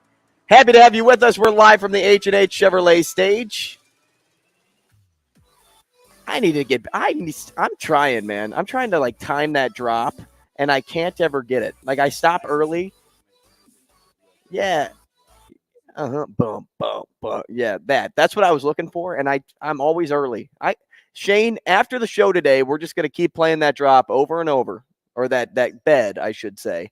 And then, boom, I'll be in it. We'll be good to go, just like how Andy Kendeigh's in it right now. Right there. Here with us on Coffee and Cream, the sports director over at KETV, at A. Kendeigh, KETV on Twitter. Andy, good morning. Good morning. I'm just trying to be relentless, disciplined, and violent. That's how I want to live my day today. What makes you say that? AK, listen. I'm gonna get at you because that's kind of funny. At Hearst at the communications monster that you guys are, does there ever talk, or is there common language at your workplace? Not to this point. No. I'm trying to think. I try to do some simple stuff with our guys. Would common? There's so many moving parts to the news. Would common language help in terms of its efficiency? Possibly. Interesting. I'm just curious. Yeah, I mean, the sloganeering thing with the team. I mean, you can pick up on it. I mean, you know what they're doing about, like there's certain buzz phrases that you hear from the coaching staff and from the players, and it's very clear that they are all under one roof. There's no doubt, right? Did you just drop sloganeering? Remember the last time that came up and I know. everybody lost their collective minds? I know. I see what you did there. I mean, but you know what I'm talking about. I mean, there are certain, like, it's not necessarily row the boat, but I mean, you're hearing a bunch of stuff coming up over and over again. Dominant contact, 831. These phrases that keep popping up, and they keep popping up in team meetings if they're saying it out loud and it flows off the tongue the way it does. I mean, it's not just the head guy; it's the assistant coaches, it's the players. So and this is I'm not knocking. I think this is great. I mean, if talk about having a mission that's a positive mission to get everybody all together and going in the same direction. This is not a critique. This is actually a positive. I'm happy to hear this, and I just want to see it translated into the field. I think where my snark comes from is that it's third week of fall camp, and I am really ready to get this thing started. I cannot even believe that we got a couple weeks left. I feel like we're all there. You and AR, man. He said the exact same thing off air to start the show. Yeah, I mean, I feel like we got 2 more, like not even 2 more weeks. We got 16 days left, and so we're in kind of the dog days. We just want to get this thing. I always liken it to like this whole time period, fellas. Like this is a busy time for us. We got this preseason special coming up next Tuesday. We've got Operation Football coming up. There's a lot of moving parts. I always liken it to try to get the plane in the air. We're just trying to take off. We're trying to get off the runway. We're trying to get everybody in their seats. We're trying to get everybody clicked. And we're trying to get the plane off the ground. And that's where we're at right now. And we haven't even boarded everybody. AK, do you think this football team is right where they're supposed to be at this point in the calendar? Yeah, I suppose, that's tough. Like I just, where are they supposed to be? That's the question, and when I'm looking at the roster, and I was at practice yesterday. I've been at all the open opportunities, the 3 of them that we've had. The thing that jumped. Well, here's where I go, because I vacillate, CB, and I mean, what are the strengths of this team, and where do you think what is keeping a Husker fan up at night? In my opinion, Husker fans should be a little bit concerned, I'm guessing, just because of the unknown is how their lines will fare. How much, how is the offensive line improved over the offseason? We won't know that until we get to the opener. And defensive line, do they have enough horses and experience to man the defensive line? I think they're going to be fine at the second and third levels of defense, and I think this scheme will be a great benefit to match up with their personnel.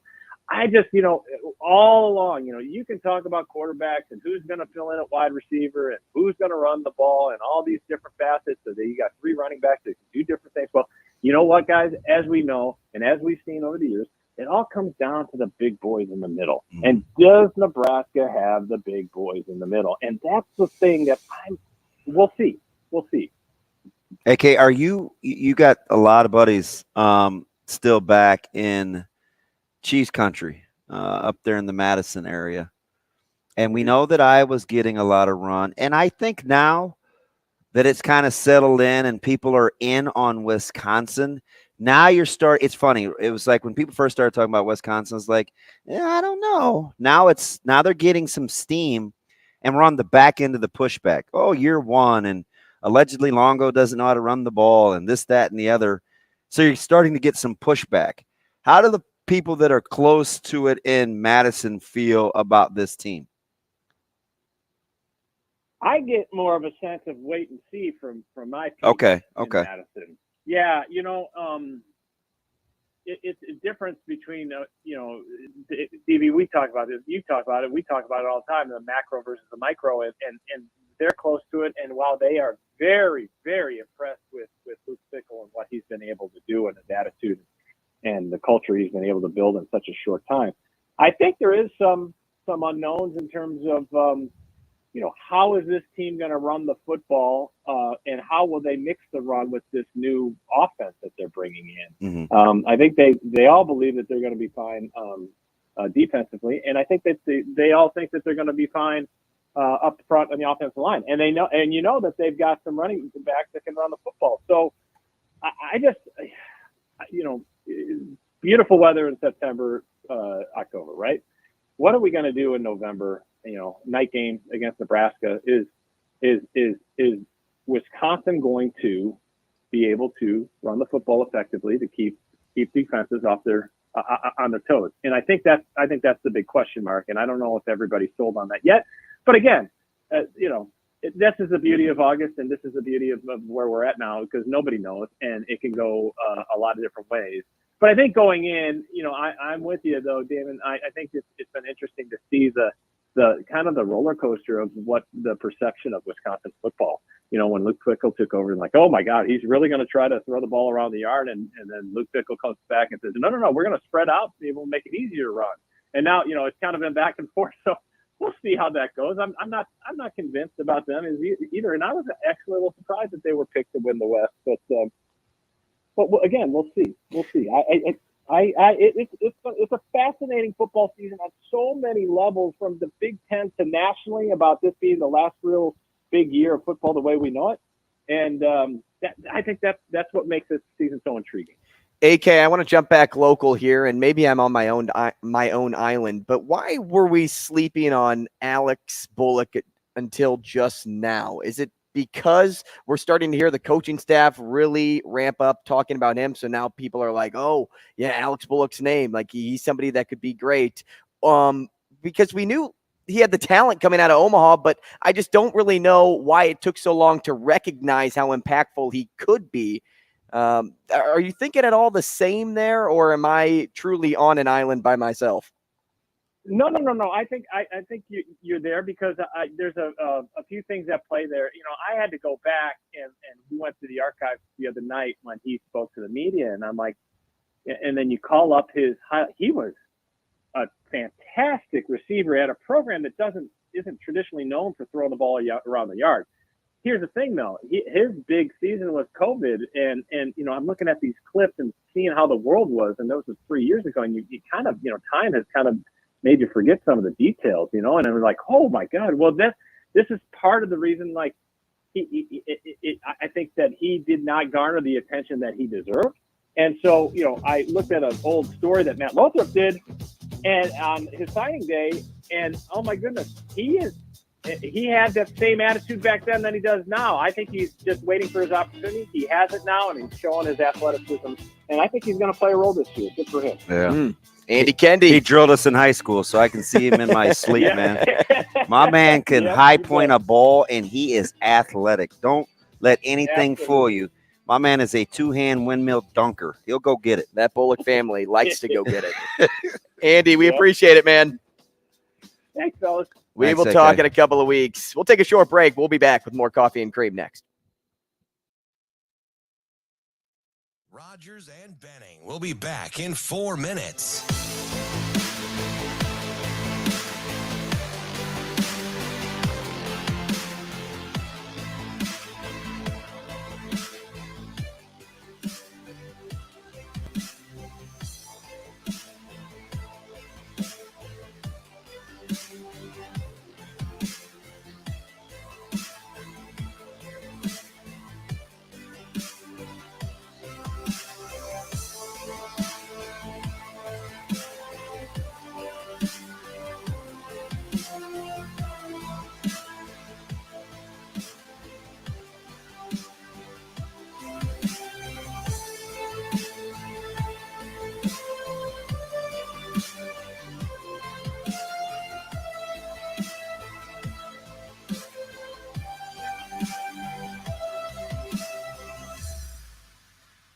Rogers and Benning will be back in 3 minutes.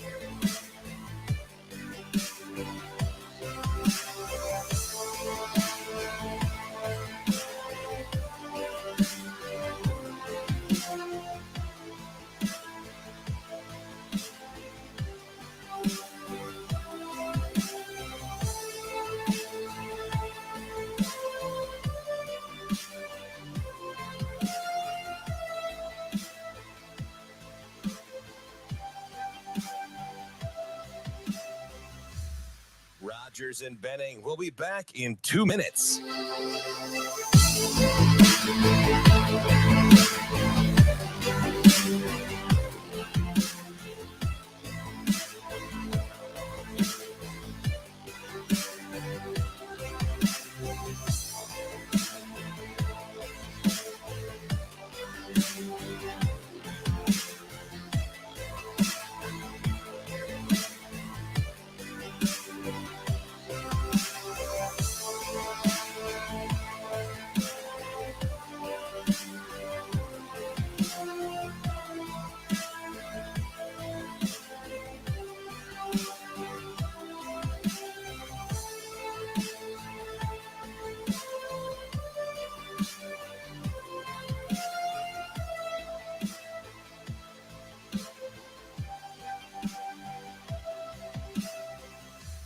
Rogers and Benning will be back in 1 minute.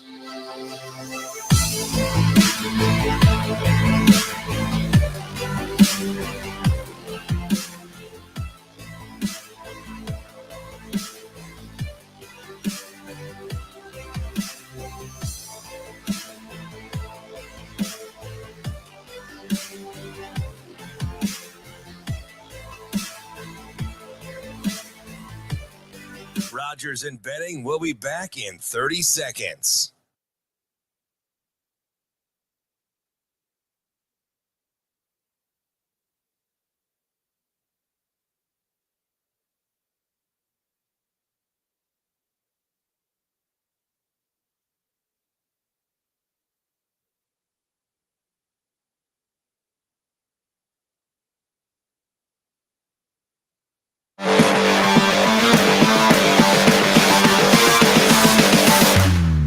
Coffee and Cream with Rogers and Benning on Hurrdat Sports Radio. It's actually been really good. I think I was kind of joking with Coach Foley a little bit. I said, it's like, you don't really have anybody to do as much of the busy work anymore. But I said, we're able to split guys up. We're able to get a lot more reps because now I can actually coach. And so I'll take half of a unit. He'll take half of a unit or take a full unit. He'll take a full unit, and we're able to split it up and we're able to double our reps now. So from that perspective, it's actually kind of been a blessing. So we're able to get a lot more reps and rep a lot of the young guys on punt. Because, it isn't the next guy up, right? There's injuries that happen, and throughout the course of a year, it's a long season. And so those guys, young guys are going to be able to, to be ready to play, and they're getting a lot of valuable reps that they may not have been able to get before. Welcome back.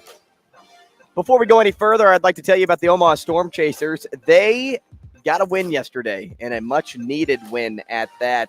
Previously lost 11 in a row up until that point against Toledo. They're on the road right now. 11-8 was the win last night. They have a full series there going through Sunday, but don't look past next week if you're itching to go to a Storm Chasers game, because they take on St. Paul from the 22nd through the 27th. You can get your tickets by calling the Omaha Storm Chasers box office, or you can, get them online as well.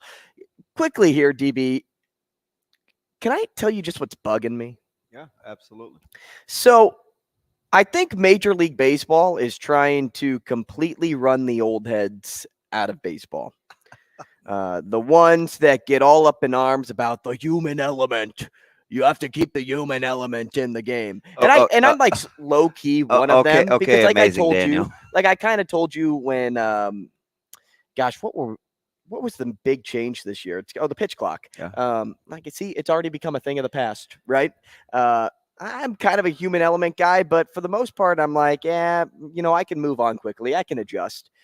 I saw a strike called on Justin Turner, your old boy, yesterday that I completely lost my mind about on Twitter this morning. Completely.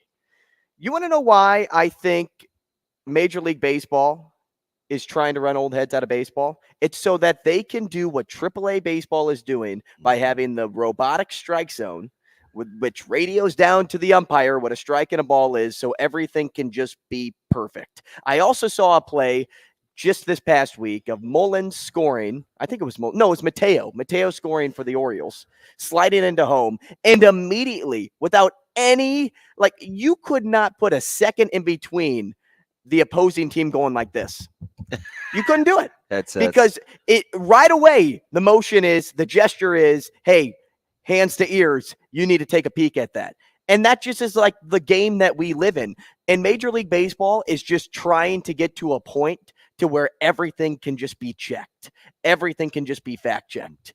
And it's kind of bugging me because I'm just seeing it happen in front of our eyes. Like there's a ploy at play right now. You talked about conspiracy theories earlier. You want it to be so bad where there's like this. That's what Major League Baseball is telling their umpires. Hey, you have to make this look you have to be a clown show back there.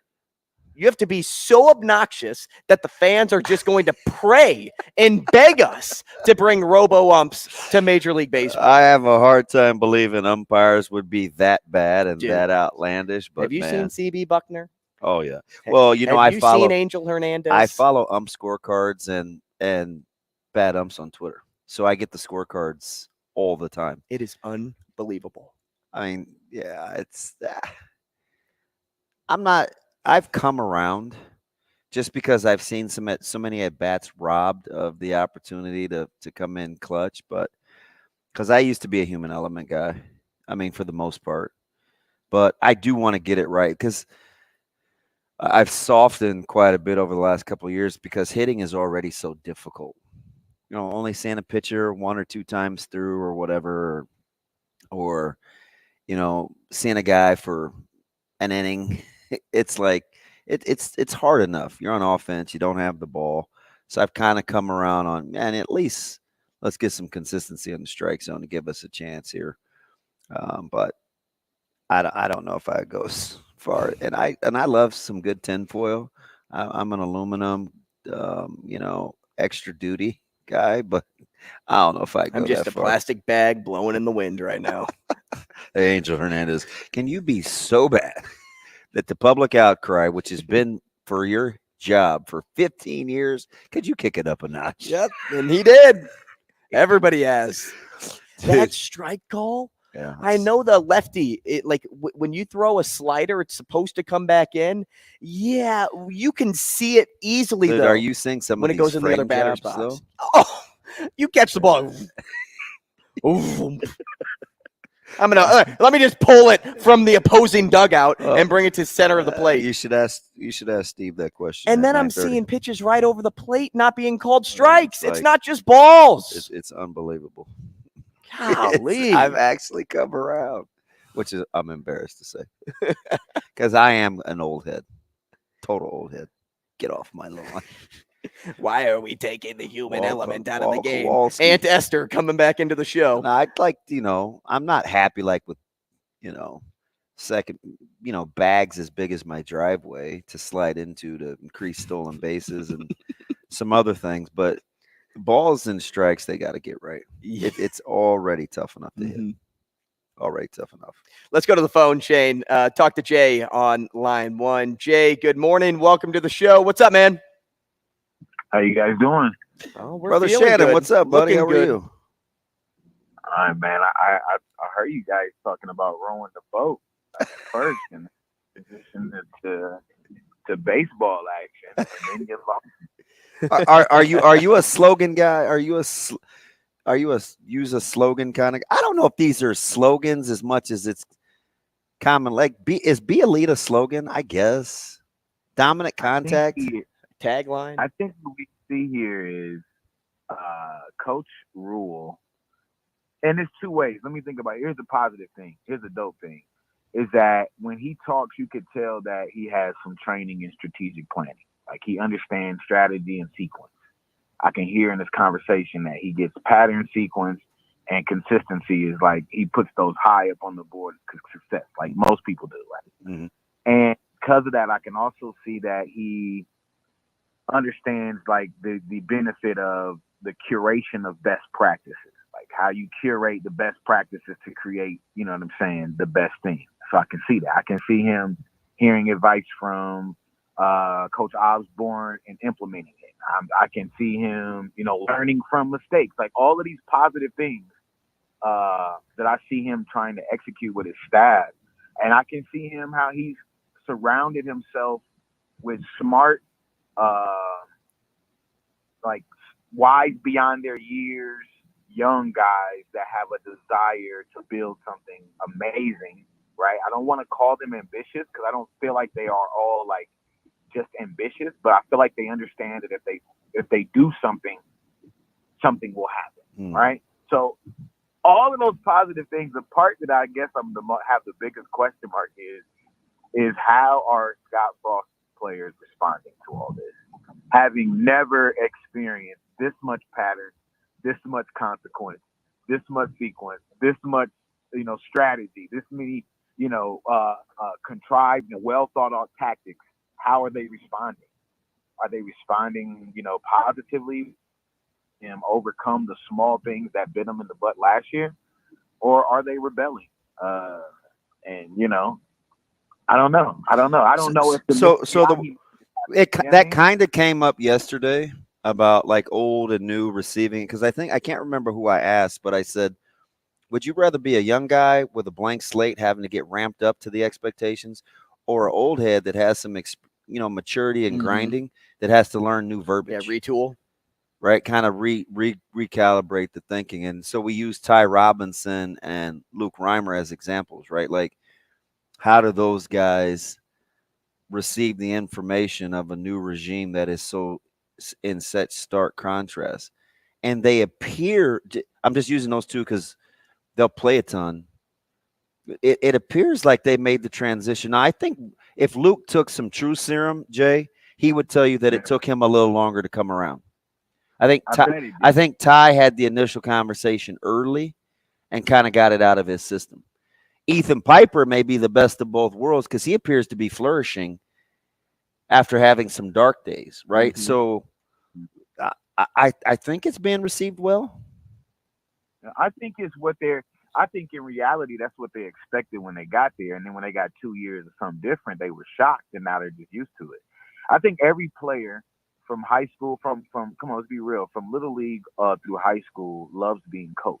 That's one of the, you know, that's one of the extra attributes of playing, you know, organized sports is having a forced discipline, like understanding that if I do this, I'm going to do this. And then looking forward to the results and sharing the results with your teammates. So I think every athlete wants that, right? I don't know, there's very few athletes that, unless they came from a very weird and toxic coaching experience in younger years where they were always the star, you feel me? But every kid likes to be coached, you would think. So I pray that it's positive, bro. I pray that everything, you know what I'm saying, that good that can come from this will come.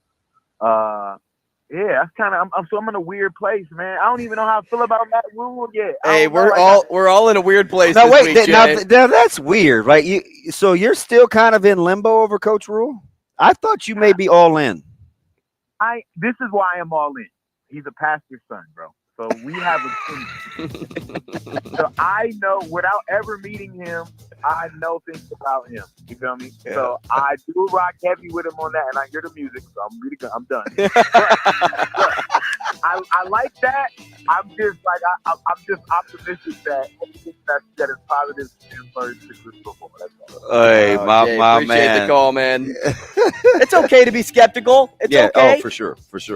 Right. Like I said, yet. I went through that where I had to check myself like every other day. It's a skepticism. It's a skeptical type of week. Can be a little healthy. All right, let's take a short break. We'll be back with more CNC after the break. Rogers and Benning will be back in 4 minutes.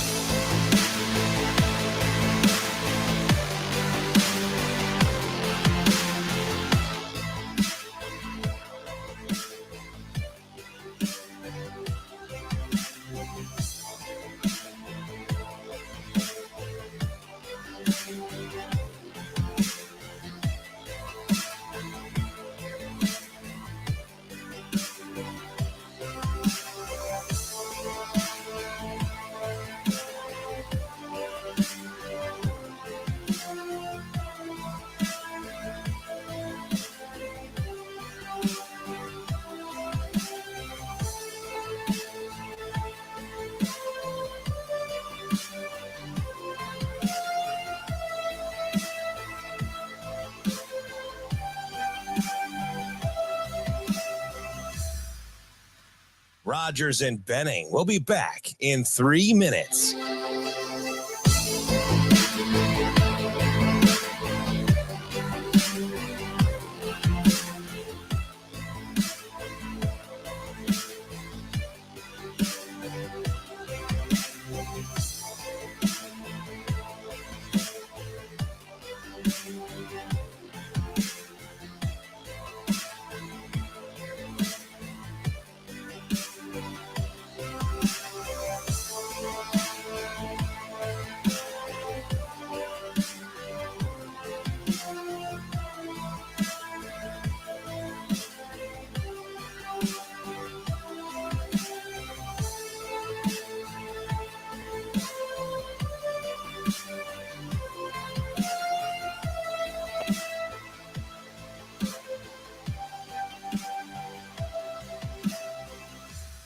Rogers and Benning will be back in 2 minutes.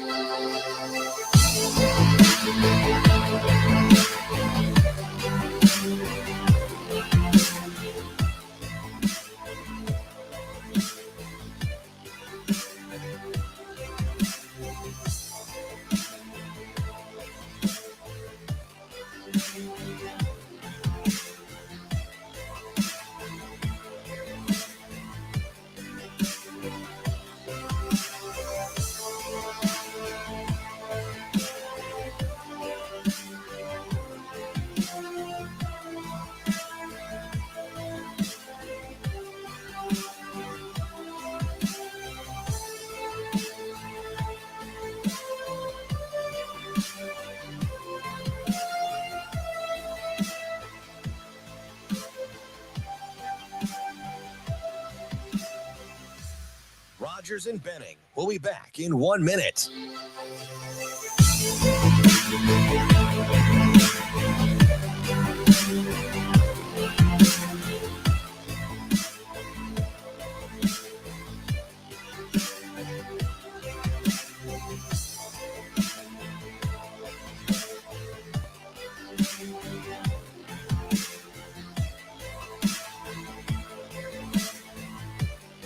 Rogers and Benning will be back in 30 seconds.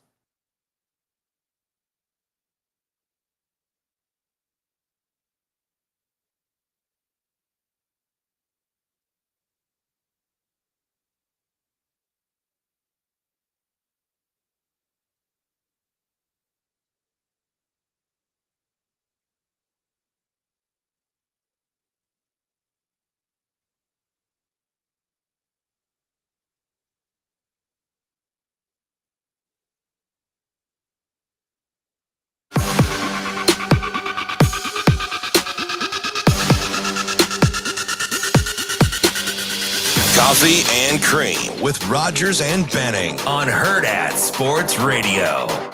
Yeah, I don't know many teams that have the setup we have. I mean, we go to practice in the afternoon, and thanks to Campus Rec, they've been great to us. We're able to have, we have we use both indoors for walkthrough, offenses in one, defenses in another, then we come together. Like, no one has that. So not many people have that. Maybe someone else does. But adding that turf space has been great. I like to let turf settle. I like to let it rain a couple times on it. So mainly we're using it for individual drills and for the injured guys as they're in the pit over there, maintaining their fitness. But I think it's going to be a great space for us, and I'm grateful that it's been put in. Can I just say something about that? Yeah, go ahead. See, this is why I hope you guys and gals listen to the show, because you're not going to get this anywhere else. So 2 weeks ago, we're at a practice. Okay? I think I can say, yeah, I'm just going to say Yeah, well, you can't not say it now. So You set we're it at a up. practice, and it was the day after Brant was at practice. And I liked being around him so much. Remember I told you, like, Coach Matt Rule is like my third favorite Rule. Right. Like, I'm probably Yeah, going the to go 17-year-old I'm going to probably go kid with is Julie and Brent, like Neck 1, and 2, neck. 1A, right? Like, it's tied. So he goes, so we're talking about something, and he says, hey, Trev, hey, come here, can I run something by you? And Trev's like, they're talking, and at the very end, he's pulling away from the conversation. I'm probably only like 6 or 7 feet away, and he goes, we gotta. Can you help me get some communication with Campus Rec? I can't get any feedback. I'd like to do, and he pulled him back over to the side. But I heard him mention Campus Rec, and so Trev's like, yeah, okay, whatever. I'll get right on it. So I asked him. I said, hey, what was that about? I feel like you were meeting with the feds. I was like, are we good? I'm just, whatever. It's like, yeah, I want to do these walkthroughs. Be able to utilize Campus Rec. Like, it's right there. I'm trying to get this stuff ironed out in a hurry, and I can't get anybody to get back to me. Like, I want to get going, 2 weeks later, what are they doing? Getting walkthroughs through Campus Rec, right? Like, did you hear why? He didn't even tell me why he wanted to do it. We're just, shooting a breeze. He wants the turf to settle because what's he trying to prevent? Injuries. So he was dead set on getting that done. Like, I don't know who puts that bug in your. Hey, let's utilize this facility for a little bit of time while this is happening, so we don't skip a beat. Mm-hmm. Hey, why do we put mats along the fences out there on the grass fields? Hey, what? Like, when he said he doesn't leave anything to chance and leaves no stone unturned, that is an experienced, savvy leader that is willing to ask for things, right? But you have to be able to think of it. Like, a lot of people would probably ask if it came to mind. But this whole thing with wanting the walkthrough and Campus Rec being a good campus partner was like an epiphany that he had, so he could do multiple things at once for the sake of efficiency. If I'm in Campus Rec, that's crazy. I can't think of one person in Campus Rec that would see an email come through from Coach Rule and not respond. Yeah, I don't know if that's what, if it was an email. I don't know how what was going on. If I saw they may phone, just be busy, right? I mean, which could be right. Yeah, right? It could be. But if I got an inbox that said Matt Rule on it, I know it's important. And I'm going to look at it. And I'm just interested to know what he wants from me. And Campus Rec's defense, they haven't done a ton with the football program which would pique my interest even more. Years. So, I don't know why that email wasn't opened right away. Because it all of a sudden became like this outdated thing. And you'd moved on to new ways to get the guys on the field and stuff like that. And now maybe it was word of mouth. Like, it could have been he could have just talked to somebody and said, like, oh, you need to talk to this person. And that could have been where it stopped. I doubt it was an email, but I didn't get into like the nitty gritty. You don't think Coach Rule's an email guy? I just think it was interesting. He doesn't seem like an email All guy. the things going on in practice. I mean, you're transitioning from bringing defense to inside and out, offense to outside. And, hey, you got a second? Like, that was on his mind. And a couple weeks later, it's like come to fruition. That's the first time I had heard that part, so it's kind of catching me off guard. I'm like, that son of a gun. Like, he was bound and determined to pull that off. But now I know the why. Right? It's like, okay, I like a couple of rains. I want it to get broken in. I don't want to be out there for no doubt to me about that. It's like we were talking about the catapults. Sports science. Oh, yeah. Right? You know where my brain went there? What? A literal catapult. And I'm like, when did we talk about catapults? Do you know why he likes those catapults? He says, I need to know the level of importance or what's the risk between 10 reps and 20 reps. Yeah, he's on the hill in Moneyball. Is on the 15th rep, is he more susceptible or prone to the hammy going? I want to know that ahead of time when we're putting together our reps. Like, Who has time for that? Somebody that wants to make time for it. Guess what though? But he's built that staff in such a way to take care of those little things. Like those are the things like internally. I'm like, how would you not want to be a part of that? That's me thinking, because Do you think about that from like a coach perspective or a player perspective? Well, both, right? Because I mean, that particular day, Caleb happened to be there, and I was just like, in my head, I'm like, dude, you're all about maximizing, right? And he doesn't have to be sold. I think I don't want to speak for him. I think he has a good idea, but in my head, I'm just thinking again, because you don't want to say it out loud, because that's not really what it was for. Like, he's doing his own thing, and I'm busy hanging out with Brant. But I want somebody, personally, I would want somebody that knows my inner workings and my biomechanics enough to prevent things before they happen. Because on a personal level, if I could have stayed healthy more often, I'm probably having a different sort of conversation. So, like, it interests me. And I want to know why he's so interested in preventative measures. Like, why, when he wanted to have some input on the design of the new facility, was it so critical to get all the data on why guys were missing time the previous 3 or 4 years? Right. It's been a thing of his since he's been here. Oh, we have a lot of good players missing time. I want to get behind that, which then led to, hey, I just want to watch these guys move for a while before we put. It's like he pulled them out of a file cabinet. Right? He just has a manila envelope of everybody. So, do you know what's interesting about that? And I've given you a lot of little interesting things. Is a lot of people come in and they say, hey, you know what, we're going to tear this up from the bottom up. We're going to rebuild.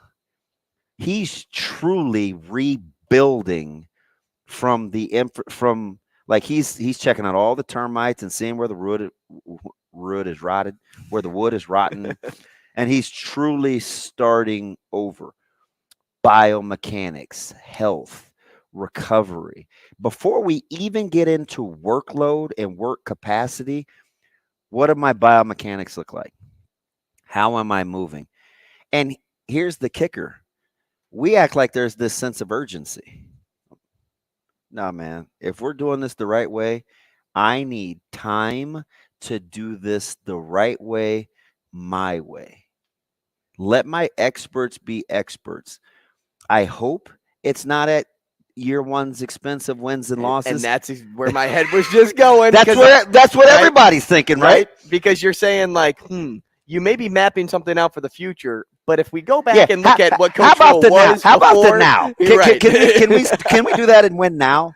Right. But I think getting behind the scenes I think people of would be all okay the to wise, win 2 games right now if it meant you'd win 8 or 9 I don't. next year and the following year. If it meant that you were going to do that, like if it meant you were like really going to follow the track. If you could guarantee that and pull a Wayne Brady. People would be totally fine. Wayne Brady would never be making deals. Nope. Let's make a deal. Right it. Nebraska's only going to win 2 games this year to win 8 next year. Everybody cool? Yeah. No. Because we're beating Michigan, right? That's the win this year. Shane, what do you think? No. I think people would be just fine. No. No one knows. Man, I don't know. It's been too long. But I'm not saying it's tough to ask people that because football season is right and people want a good season now, so it's hard to get that answer. But if you would have asked this question middle of the summer, I think people would have been okay with it. If they knew you were winning 8 games next year, especially with the schedule that they're playing next year, and you could guarantee 8 wins, I'd be just fine with that. So isn't it weird though? Because all this is coming to me real time, right? Because that's the first time I heard the campus thing. Campus Rec that he got it done and said it out loud. And then the why. And then I started looking at, then I went back to, well, I was like, isn't that, because I don't know if people thought it was as weird as I did when we had the sit down. But when I asked them about, you guys aren't touching weights for X amount of weeks. What what coaches come in and take that kind of time without getting into it's your first off season, but you're going to do your due diligence to strip it all the way back. Then you roll the dice and you go 8 weeks. Hey, man, studies show the data's proven. Let's move the spring game back to here. If you think any of this is by happenstance or, oh, by the way, not a snowball's chance in heck that he's building this the right way from a backwards calendar on out, right? He has a vision of where they want to be, but he's backed the whole thing up in reverse order to say, how do we best get there? And he slowed this thing, stripped it to the bones. The walkthroughs, the preventative stuff, the how do I keep my guys healthy? He scrapped the nutrition from day one just to peel all the layers back, right? Like this is a definite slow burn. That's the or I'll say, fast nickels versus long dimes. He's a long dime kind of guy. I like to give the turf X amount of weeks to break it in. I like a few. It's not like, hey, man, we play on this. The first, we got to hop on out here and do this and make sure we get acclimated. No. Instead of running down to get one, I'm going to walk and get them all. It's just kind of weird as I start to, because before they were just dots. Right. Now I'm starting to connect them all. Oh, there's number 2. Oh, there's number 3. Oh, there's number 4. You mentioned slow burn there, and that's funny because if you remember what Coach Rule said early on, he said this wasn't going to be a slow burn because of how things he talked about year. It's more like year 2 it's more than like year 1. Yeah. But you kind of took slow burn there and applied it to a different area, because what he was saying was slow burn is that what the results on the field won't be a slow burn, but you're saying the results after you strip everything down would feel like a slow burn as you're trying to get somewhere. So they're kind of like two different entities that are trying to meet. Whereas most other places where he stopped, they were slow burns altogether. They both kind of went in the same trajectory. If Coach Rule says and claims and actually is right about what he said about slow burn early on, you're kind of looking at a path now where all of the logistical side of things with the sports science and the nutritionists and things like that. I mean, you had back-to-back coaches that didn't even mess with the lab really. That's coming slow, but on the other side, if you're kind of looking on the up and up on the right versus the left in the results game, going back to what we said, 2 wins versus guaranteed 8 next year. You won't see 2 wins this year because he already knows they're ahead of where they should be on that side of the chart. 100%. And it's like, I remember Coach Riley and Coach Langsdorff, right? Like spending the off season learning the QB run game because they weren't familiar with it. So not as much interested in the development portion as much as they were in a learning phase, right? Coach Frost saying out loud, hey, listen, I'm so competitive and was in such a hurry to win. I sacrificed some things early that if I had it to do over again, I wouldn't. Right? Like those are facts. Those that of the last 2 head coaches. What could potentially make this one different? Is he has the exact opposite approach. I have the know-how. I've got a long-term commitment. I've told you this may take me a while. My track record says I need at least 2 years. Trust that I know what I'm doing. I have 40 non-essential staff that I've hired, which is the biggest. It's more than that now, but which was at the biggest that it's ever been had here on campus. I have a budget to work with. This is going to take me some time, and I'm not compromising what I know to be true. The first person to actually say it out loud and then put it into place, right? Don't let the snark fool you. 5 months ago when he would say, hey, listen, you guys were 4-8. You guys were 3-9. I get having some input, but what are you going to tell me about how to do my job? Just sit back and let me go to work. And it's like, he's letting you know. He'll go get pictures, and he'll come to your town, and you can chop it up, and you can go have a ginger ale or a beer or whatever with him. Canada Dry. But it's going to be his way. Don't get it twisted. We're cool, and we can hang out. We found out quickly that it's going to be his way. It's going to be his way, and he's willing to take his time to do it. That whole segment was just birthed out of the whole. We didn't The plan anything. the whole indoor facility clip from intro. Because I probably put 2 and 2 together. Right. I'm like, this son of a gun. It doesn't seem like much on the surface until you do connect all those dots, though. But there's a complete method to his madness. And everybody's on board with it. Strip the whole thing down. Hey, wait a minute. The stadium, the new facilities, man, we wanted this, and this. Hold on. That was before me.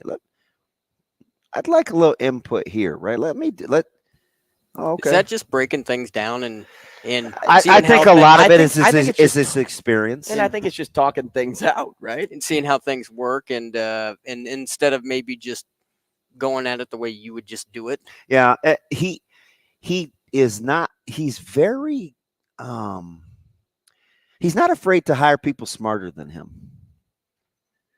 Which I've said this for how many years, Shane? 10, 12? I think you have to be willing to do that. A minute, yeah. I think you have to be willing to surround yourself with people that are smarter than you. Because the perfect storm would be it blends with your convictions and you can still learn along the way. So he may not know the answer, but I guarantee you he's going to hang out with some experts and learn the material. 100%. You know, a comment comes through on YouTube here. And it was in relation to what I was kind of bringing up early on in the show. It was, why do we keep doing the win total thing every year when we don't know anything? I don't know how anybody could say 7 wins 2 weeks ago and 5 wins now based off what exactly. No, I'm in complete agreement. And I just said, it's just what I've been feeling, right? That nervous energy, right? It's just kind of like coming up, football season coming close. And, Manchester says it seems like the departure of 2 players cost us 2 hypothetical wins, the nervous energy has nothing to do with 2 players leaving. It's just that point of football season's approaching and what I've been hearing, and I'm trying to base things off body language and how I'm seeing things from an outsider looking in, because we don't actually get that view of practice, or at least not all of us get that. But from a fan side of things, I just wonder if there's other people out there that are feeling that nervous energy too. And he followed it up with like this. By no means was it an attack, because other people say similar things. Mm-hmm. He's just kind of more curious as to why this is being asked. And I totally get it. I don't really know where that feeling comes from, because in all honesty, all truth be told, if you would have asked me a month ago, I would have said exactly what I said from the very beginning. You know what? They could probably get that over 6.5 win total. Yeah. They probably could. The schedule seems pretty easy this year, a lot lighter than what it has been in years past. I could see 7 wins, but as I keep thinking about it, and maybe it's that sense of overthinking. I'm mapping out who's going to start where, and I'm like, okay, now this room seems a little weaker than maybe I projected it to look, or I'm not really sure if the O-line really is as good as they say it is. And okay, now I look on the defensive side of the ball, ton of new names, and it's like, oh, now I feel like I'm losing faith in my own thought. And that's kind of where I'm at with all of that stuff. But it kind of goes back to what we were saying with Coach Rule has a plan. My plan, where my brain is going right now, is nobody else's, right? In that department, on that football field, they're all where they think they should be. It's just coming from maybe I'm taking in a lot of that nervous fan energy, because I've never been a fan of Nebraska football. Truthfully, never have been. And so now that I'm starting to really buy into the team and follow this team full time, I'm like, okay, I'm feeling a little uneasy, like how everyone else is feeling. The butterflies are there. Yeah. Like I love not anybody. Like I love my alma mater, right? Like that unconditional love, right? Agape.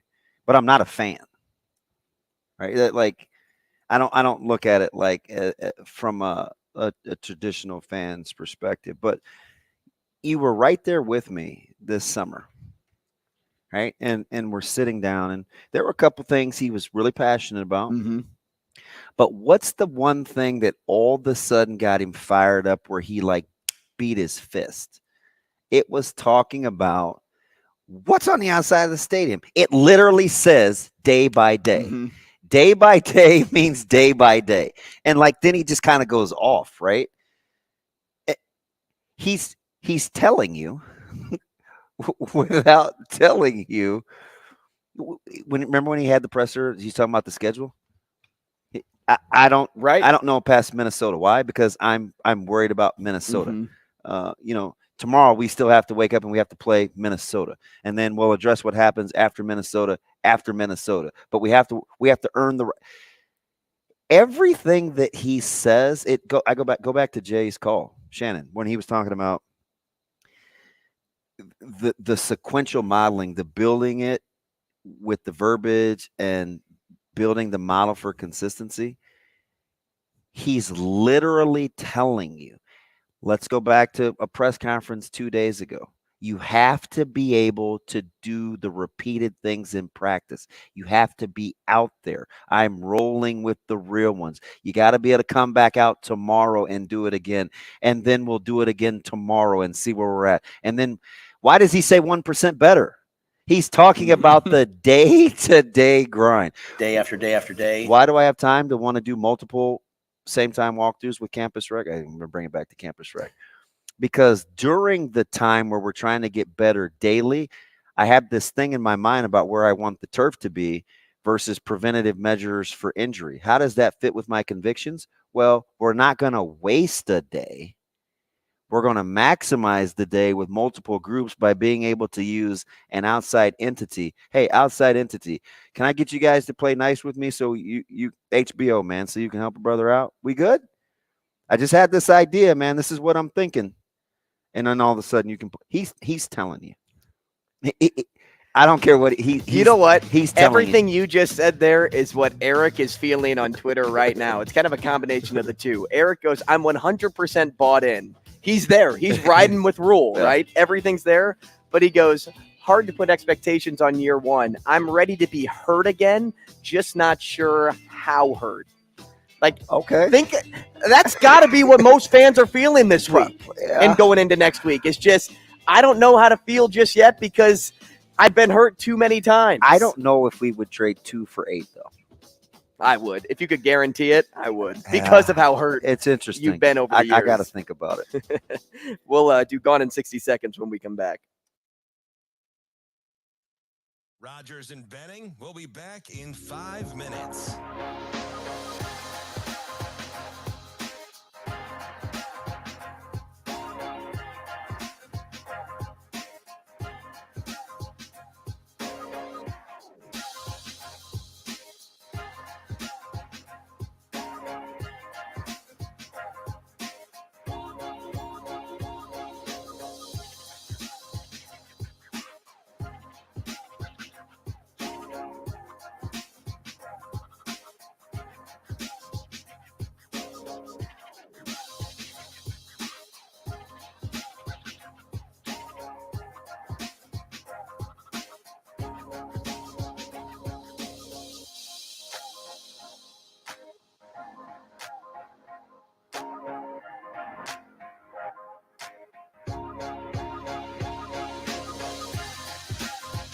Rogers and Benning will be back in 4 minutes.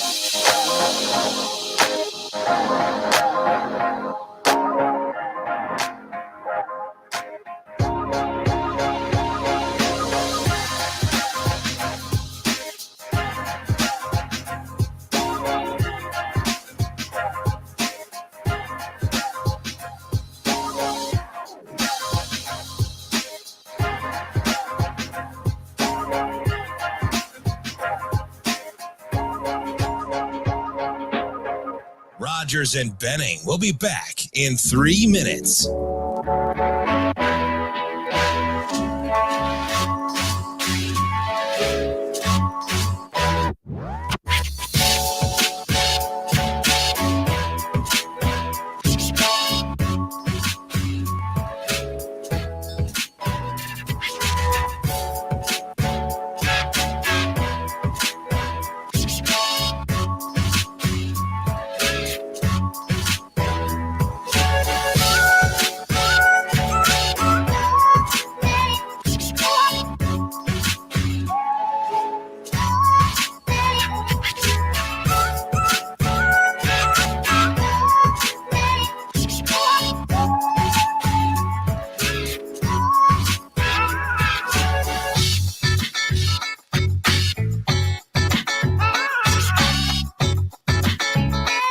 Rogers and Benning will be back in 2 minutes.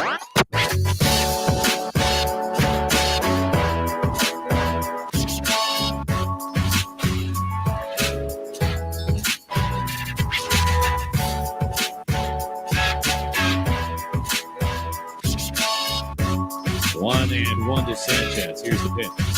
That's hit in the air to right field. Santander's going back. He's at the wall. This one gonna go. First grand slam of the season for the Padres comes on August 15th.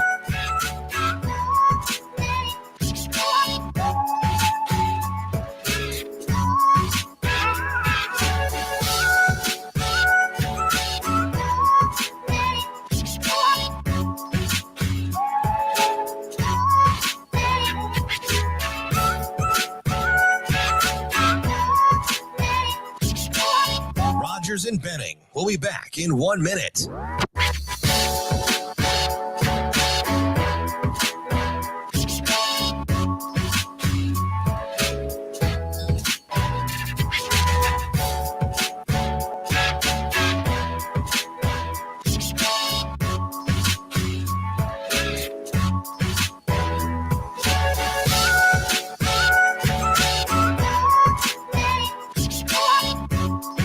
Rogers and Benning will be back in 30 seconds.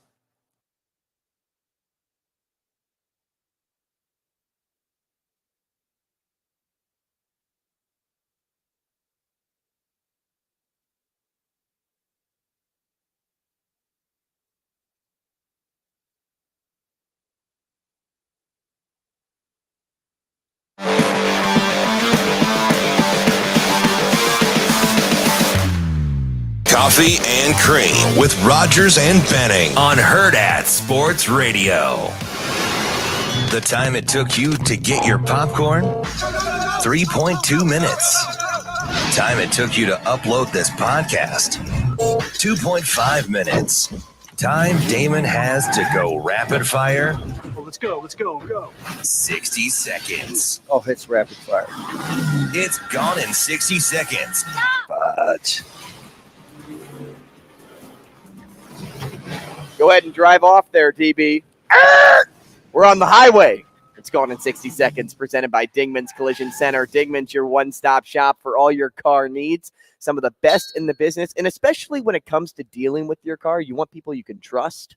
And those are the people over at Dingman's. They'll give you a fair price with everything. And plus, they give back to some great nonprofits, including Epic for Girls, which focuses on leveling the playing field for girls of color in sports. It serves as the umbrella organization to amplify sports programming, call attention to the issues of inequity in sports, and address incidences of violence occurring in the world of youth sports here in Omaha. Not just Epic for Girls, but the Collective for Hope, Community Alliance. Those are some of the give back programs that they have over at Dingman's. If you have a problem with your car, take it over to Dingman's Collision Center. Okay, we haven't played this game with DB just yet, but he gave me some grief earlier on. And this is great. What grief? Because it was kind of like a practice round, and now we have a caller, Trent. He's on line one. He's here to play. Here's how the game will work, fellas. First off, Trent, good morning. Trent, good morning. Good morning. All right. Whoa, that's a radio voice. Yeah, he's in for our jobs. He saw that we were out for a long time, and he's like, was like, hey, listen, man, back half of July, I'm in there. Somebody's getting exited. I'm locked in today. Let's go. Oh, okay. So, all right, we're playing for some gift cards to the restaurant here, Trent. And here's the game. You'll have 60 seconds to name the NFL team. That's it. I'm going to give you the running back, the wide receivers, and tight end, but where they went to college. You don't get the names, you get their college.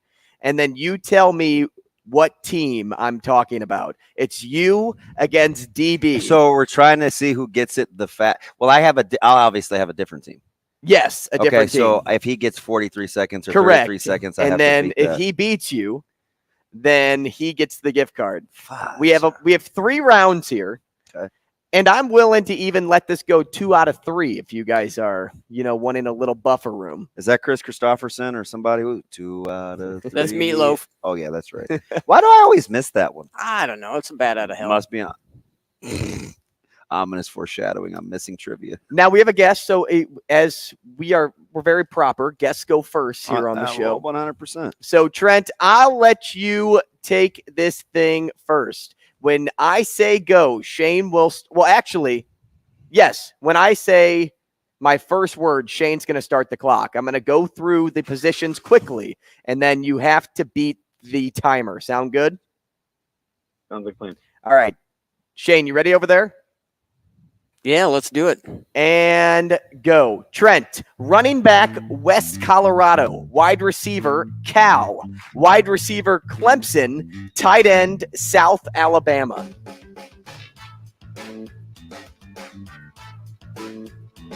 Good Lord. Okay. Running back, West Colorado. Wide receiver, Cal. Wide receiver, Clemson. Tight end, South Alabama.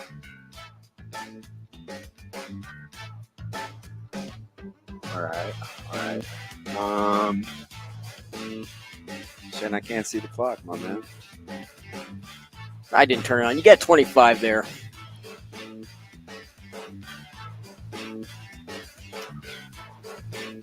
What, about 15 seconds, Shane? Yeah, 15 right now.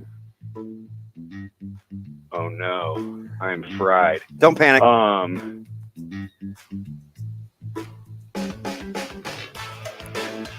All right, give me a guess, Trent. What do you think? All right.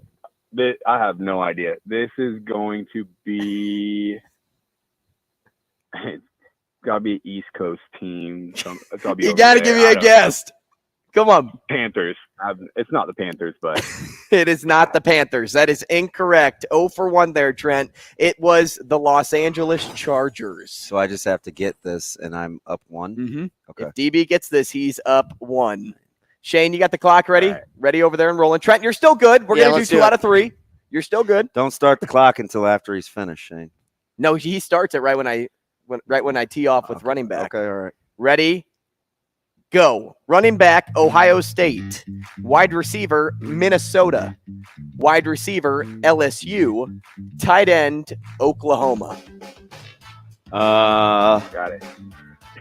Oh, this was Trent's team, I guess. Ohio State running back. Let's go.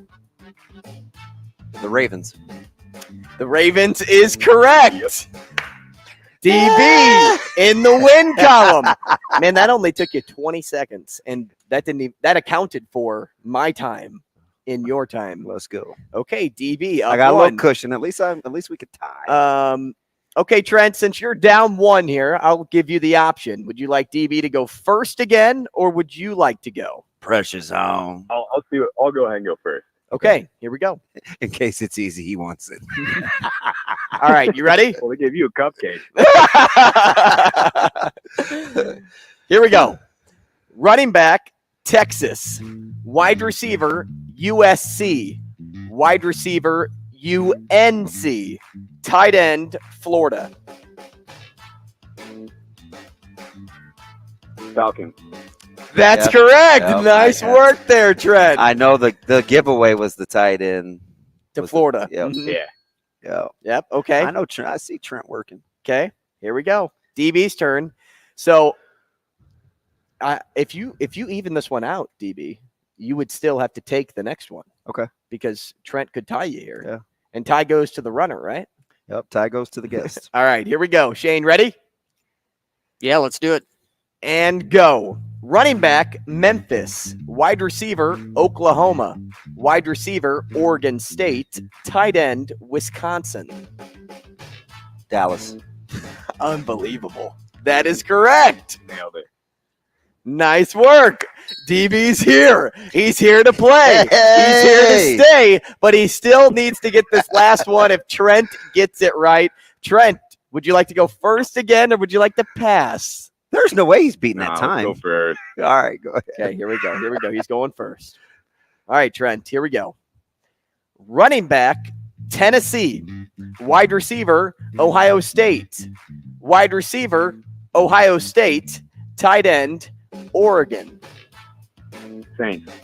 That a boy, Trent, in 11 seconds.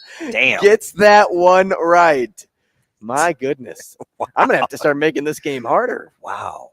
All right, DB, it's up to you. You could take it here, Okay. or Trent wins the gift card. Okay. Do I make it hard on No you? pressure. Do I only give you 3 positions? No, we can't change the rules. All right, here we go. You ready? Yep. And go. Running back, Michigan State. Wide receiver, Ole Miss. Wide receiver, K-State. Tight end, Iowa. Got it.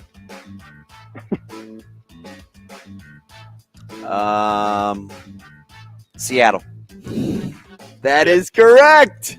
DB 3 for 3 takes down Trent. Trent, the stumper, the Chargers. Attaboy. You'll never forgive him. Let's go. Yeah, never again. Trent, I appreciate you playing, though, man. Thanks for the C-word. call. Yeah, appreciate it. Have fun, guys. Oh, he's hurt. He's hurt. That is a you talk about the ability to see that's I can like practice. I can think of having an IFB in my ear, somebody talking to me in the truck, and still having to think, because I immediately compartmentalize the one college or the one position that I know, and I just do a quick rundown in my head. Right. That's that. Like, I don't listen to them all unless I have to go back to it. So what you're telling me is find a position group in the running back column where 3 guys went to Alabama, and then you're screwed. That would be tough, right? The more you pick a position group that has multiple schools, the more it slows down the thinking. So when you pick the big schools, it's hard. That is true. That is very true. Yeah. So the thing, like the Ravens, the only 2 guys that I know, and I'm sure there's more, I thought Dobbins and I thought Zeke Elliott. Right. Once I ruled out one of the receivers from Zeke's new team, it solidified the Ravens. I didn't think like Beckham LSU. I didn't think Johnson from Minnesota. I focused on the Ohio State running back thing. Interesting. And I remember the schools of each, right? Like that's just how my brain works. All right. What if I told you wide receiver USC, wide receiver Louisville, running back, we'll go Ohio State, and tight end Arkansas. Is that the Titans? The Patriots. Oh, good call. Oh, I should have known tight end Arkansas. Hunter Henry. Yeah. And the only reason I threw that in there was because you just said Zeke and he just went over there. But Ramondre would probably be the one people would still rest on. Breakout year for him. Oh, yeah. Steve Gardner coming your way next. Rogers and Benning will be back in 4 minutes.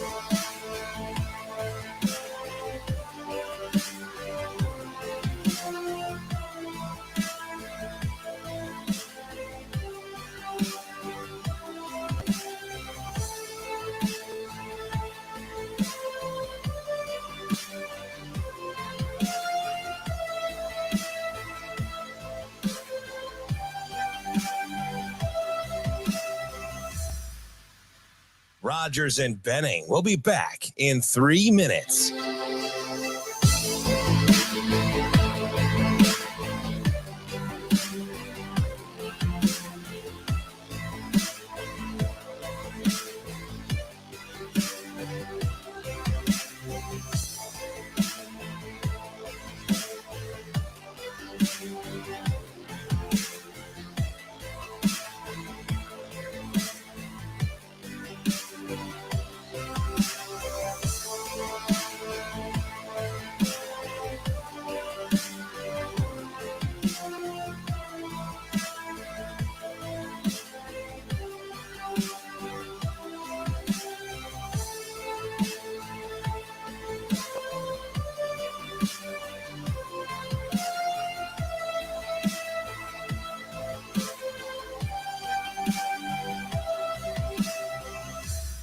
Rogers and Benning will be back in 2 minutes.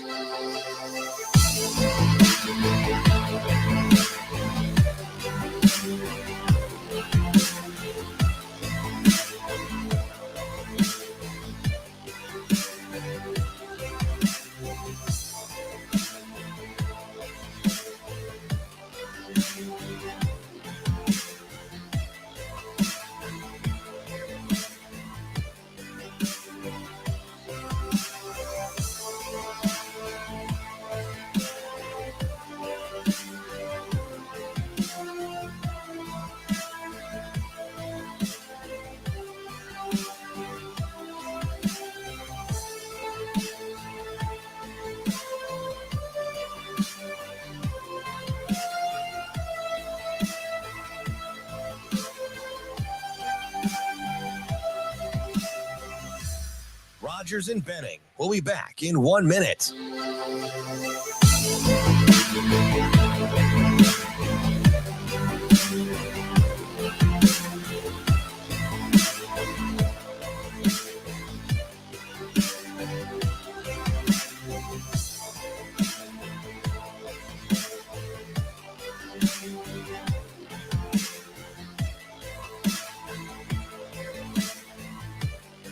Rogers and Benning will be back in 30 seconds.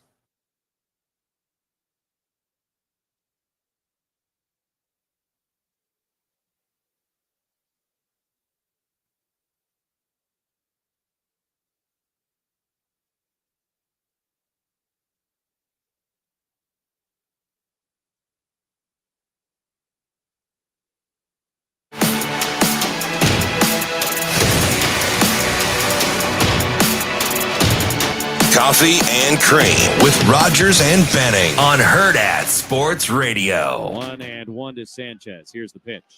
And that's hit in the air to right field. Santander's going back. He's at the wall. This one gonna go! First grand slam of the season for the Padres comes on August 15th. It comes off the bat of Gary Sanchez. And the Padres have a 5-0 lead in the first. Man, time to shotgun and Acres Ale after that grand slam, huh, DB? I don't know. I'm just worried about 9 in a row. Shotgun to that. Yeah, we could shotgun 9 in a row to the Dodgers. We could also potentially shotgun as the Cardinals are making their way to that 75.5 win total. Am I right? Am I right? We're still tied for last in the Central. No big deal. As we get to talk to Steve Gardner now and talk a little baseball. He writes and reports for USA Today Sports at Steve A. Gardner on Twitter. Steve, good morning. Thanks for taking the time. Good morning. Happy to be here. How are you guys? Good. We're just fine. You know, I was talking to DB during the break a little bit, and the team in second place right now in the AL East is feeling the weight on their shoulders right now with Wander Franco in the news, with McClanahan getting shut down for obviously the rest of the season now, and he's expected to miss the entire 2024 season because he needs Tommy John surgery. Are the Tampa Bay Rays still a team that you think could be making a strong playoff push down the stretch, or do you think they'll start to fall off? Your thoughts there? No, I think they're in some serious trouble. And the fact that they started off so strong has masked the problems that they've had since about mid-May. I mean, they've been a 500 team since then. And when you lose, I mean, they lost Jeffrey Springs, they lost Drew Rasmussen from their starting rotation fairly early and were able to kind of withstand that. But you lose your ace in Shane McClanahan. And now who knows what's going on with Wander Franco. I mean, he's been one of the best players in all of Major League Baseball. I think that the number one in defensive WAR for the entire season. And so, I mean, you take that guy out of your lineup on a daily basis, and we don't know how much longer he'll be away from the team. That's a huge loss in addition. So, yeah, I think things are not as wonderful as they might have seemed in Tampa Bay even a couple of weeks ago. That would not bug me one bit, Stephen, just because I'm one of the guys. I did not have the Rays in the playoffs, so I'm not backpatting just yet because I also didn't have the Astros making the postseason, and that was because I have the Mariners playing in the World Series, but I had the Rangers in the playoffs. Do the Mariners have a run left in them, considering that AL West seems to be pretty steady Eddie? Will there be a team that will get hot enough? I don't know. The Rangers are like, hey, we're hot. Will there be a team that will get hot enough to make up a discrepancy in what appears to be a pretty balanced top three? I don't know. I think the order that they're in right now is probably the order that they will finish in. I mean, Texas has been outstanding all season long. And, if it weren't for Corey Seager getting hurt and missing a big chunk of time, we could be talking about him as a possible MVP candidate. I know everybody is pointing at Shohei Ohtani, and deservedly so, but Corey Seager has been amazingly good and has helped carry that team to where they're not faltering at all. And then you put in, the pitching additions in Scherzer and Jordan Montgomery. That's a team that is really well positioned for the postseason in my mind. Houston's still very, very good. They added Justin Verlander. I think Seattle certainly is a strong third, but I don't see them threatening either of those two top teams, even if they manage to get into the playoffs. Now, Steve, I need just about 22 wins out of the 40 games left the Cardinals have here for a future bet. Just 22. Do you think out of 40 games they can win 22 with what they have left on their schedule, or do you think I should just, cry myself to sleep now? Well, I will say they do have a modest 3-game winning streak. Yeah, so don't look now. They're doing their best to help you get there, but it's been a definite lost season for the Cardinals. This is one of their worst seasons in decades in history, and it's time to retool. And John Mozeliak, the GM, has quite a job ahead of him this offseason. That's for darn sure. Steven, are you more surprised at the all of a sudden futility in the NL West, or the inability for the Yanks, despite the health, to get over the hump? Are you a little more disappointed in the AL East prowess, given what's going on with the Rays, Yanks, or is it the NL West all of a sudden playing like, Dodgers, go ahead and do this thing? Yeah, the Dodgers are just a matter of the cream rising to the top. I mean, we thought we're always looking for ways for the standard and the familiar to get upset, and the Dodgers just keep continually being on top of everybody and turning aside all the challengers. Arizona had a little bit of a period there during the season where they were up by, I think, like 4 games in the division, and the Dodgers just kind of swat them away like annoying gnats and mosquitoes. That's what they do, and it's a fantastic team top to bottom. And Clayton Kershaw is back and at full strength going into October. I have to think that they're a definite favorite to get deep into the postseason. And as for the American League, it's sort of upside down, but that's kind of makes it fun. And if the Yankees are struggling, you won't find a whole lot of people getting too upset with that if you're fans of any of the other teams. If I would have given you the win totals of both the heavy payroll teams, the Padres and the Yankees, to start the season, knowing what you know now, or not knowing what you know now, which one would have surprised you more? I think we knew the AL East was going to be good, so the Yankees doesn't really surprise me. I think the Padres falling flat, though, is a stunner, because they made so many moves. They looked so good on paper. They had a little bit of experience from last year. And it seemed like all of those guys coming together would have a chance to gel, and they just have not. And I think the quote from Juan Soto earlier this week about how they're just sort of giving up, that's a real bad indictment on he said it out loud going on. Yeah, exactly. Usually that kind of stuff prompts a team meeting and veterans stand up and yell at the rest of the guys. But yeah, for him to say that in the media, and he kind of walked it back a little bit when he got questioned on it afterwards. But still, if they're thinking that, then you know that it's more than just a small problem. Now, Steve, if you're just the average baseball fan and you don't really lock on to a team, but you're trying to lock on to a winning team this year, would you be a Baltimore Orioles fan with how fun it seems to be an Orioles fan right now? Or would you be a Rangers fan knowing that they've never won a World Series but are kind of on that trajectory?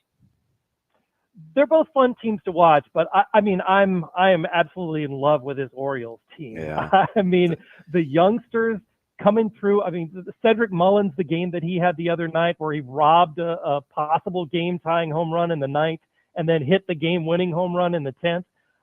That kind of stuff. And you've seen the section out at Camden Yards where they have the guy with the squirt gun and the hose and spraying all of those, the bird bath that they call it. For extra base hits. That's the kind of fun that I think is very infectious. And if you don't want to see the Red Sox, the Orioles team is an absolute joy to watch night in and night out. Who's your manager of the year at this point? Ooh. AL and NL. Wow. I think, again, AL may be easy. With the Orioles, Brandon but the Hyde Rangers would are get there. that for me. Okay. Yeah, that's true. And both of them, a couple years ago, both teams had lost 100 games, so it may be a tough call. In the National League, I'll tell you, the Giants being in second place, and they're out of the postseason picture, or at least on the fringes of the postseason picture, so maybe they won't be considered, but Gabe Kapler again to keep them in contention to where you look at that Giants roster up and down and you wonder what the heck is going on. How are they competitive, especially being ahead of more talented teams in Arizona and San Diego? I think Skip Schumacher in Miami too deserves a little bit of consideration for a team that I think most people picked toward the bottom of the NL East. And he's got that team in playoff contention too. Those guys kind of rise to the top for me. It's weird too because I think a lot of people thought the Marlins would not be able to sustain post. I know I didn't. The All-Star break, and apparently Alcantara and some of that staff they figured it out. His record, you look at it and you're like, what? No. Yeah, you're like, you won the Cy Young last year. But same with Castilla and Seattle. Yeah, Miami, it's a very strange team. You wonder how they're getting it done, kind of like San Francisco, but yet, the pitching is rock solid and they're getting timely hits. Steve, we appreciate the time this morning. Thanks so much. We'll talk again soon, especially as the baseball season starts to get into postseason play. Thanks again. You bet. Fun talking baseball with you guys. Appreciate it, Steven. That's Steve Gardner. He is a writer and reporter for USA Today Sports at Steve A. Gardner on Twitter. That will do it for Coffee and Cream this morning. If you missed anything, head over to your favorite podcast app. You can catch us there. Even if you just want to listen back to the show today, why not? I may need to with the way our Wi-Fi is acting up. Man. Well, we'll see you tomorrow.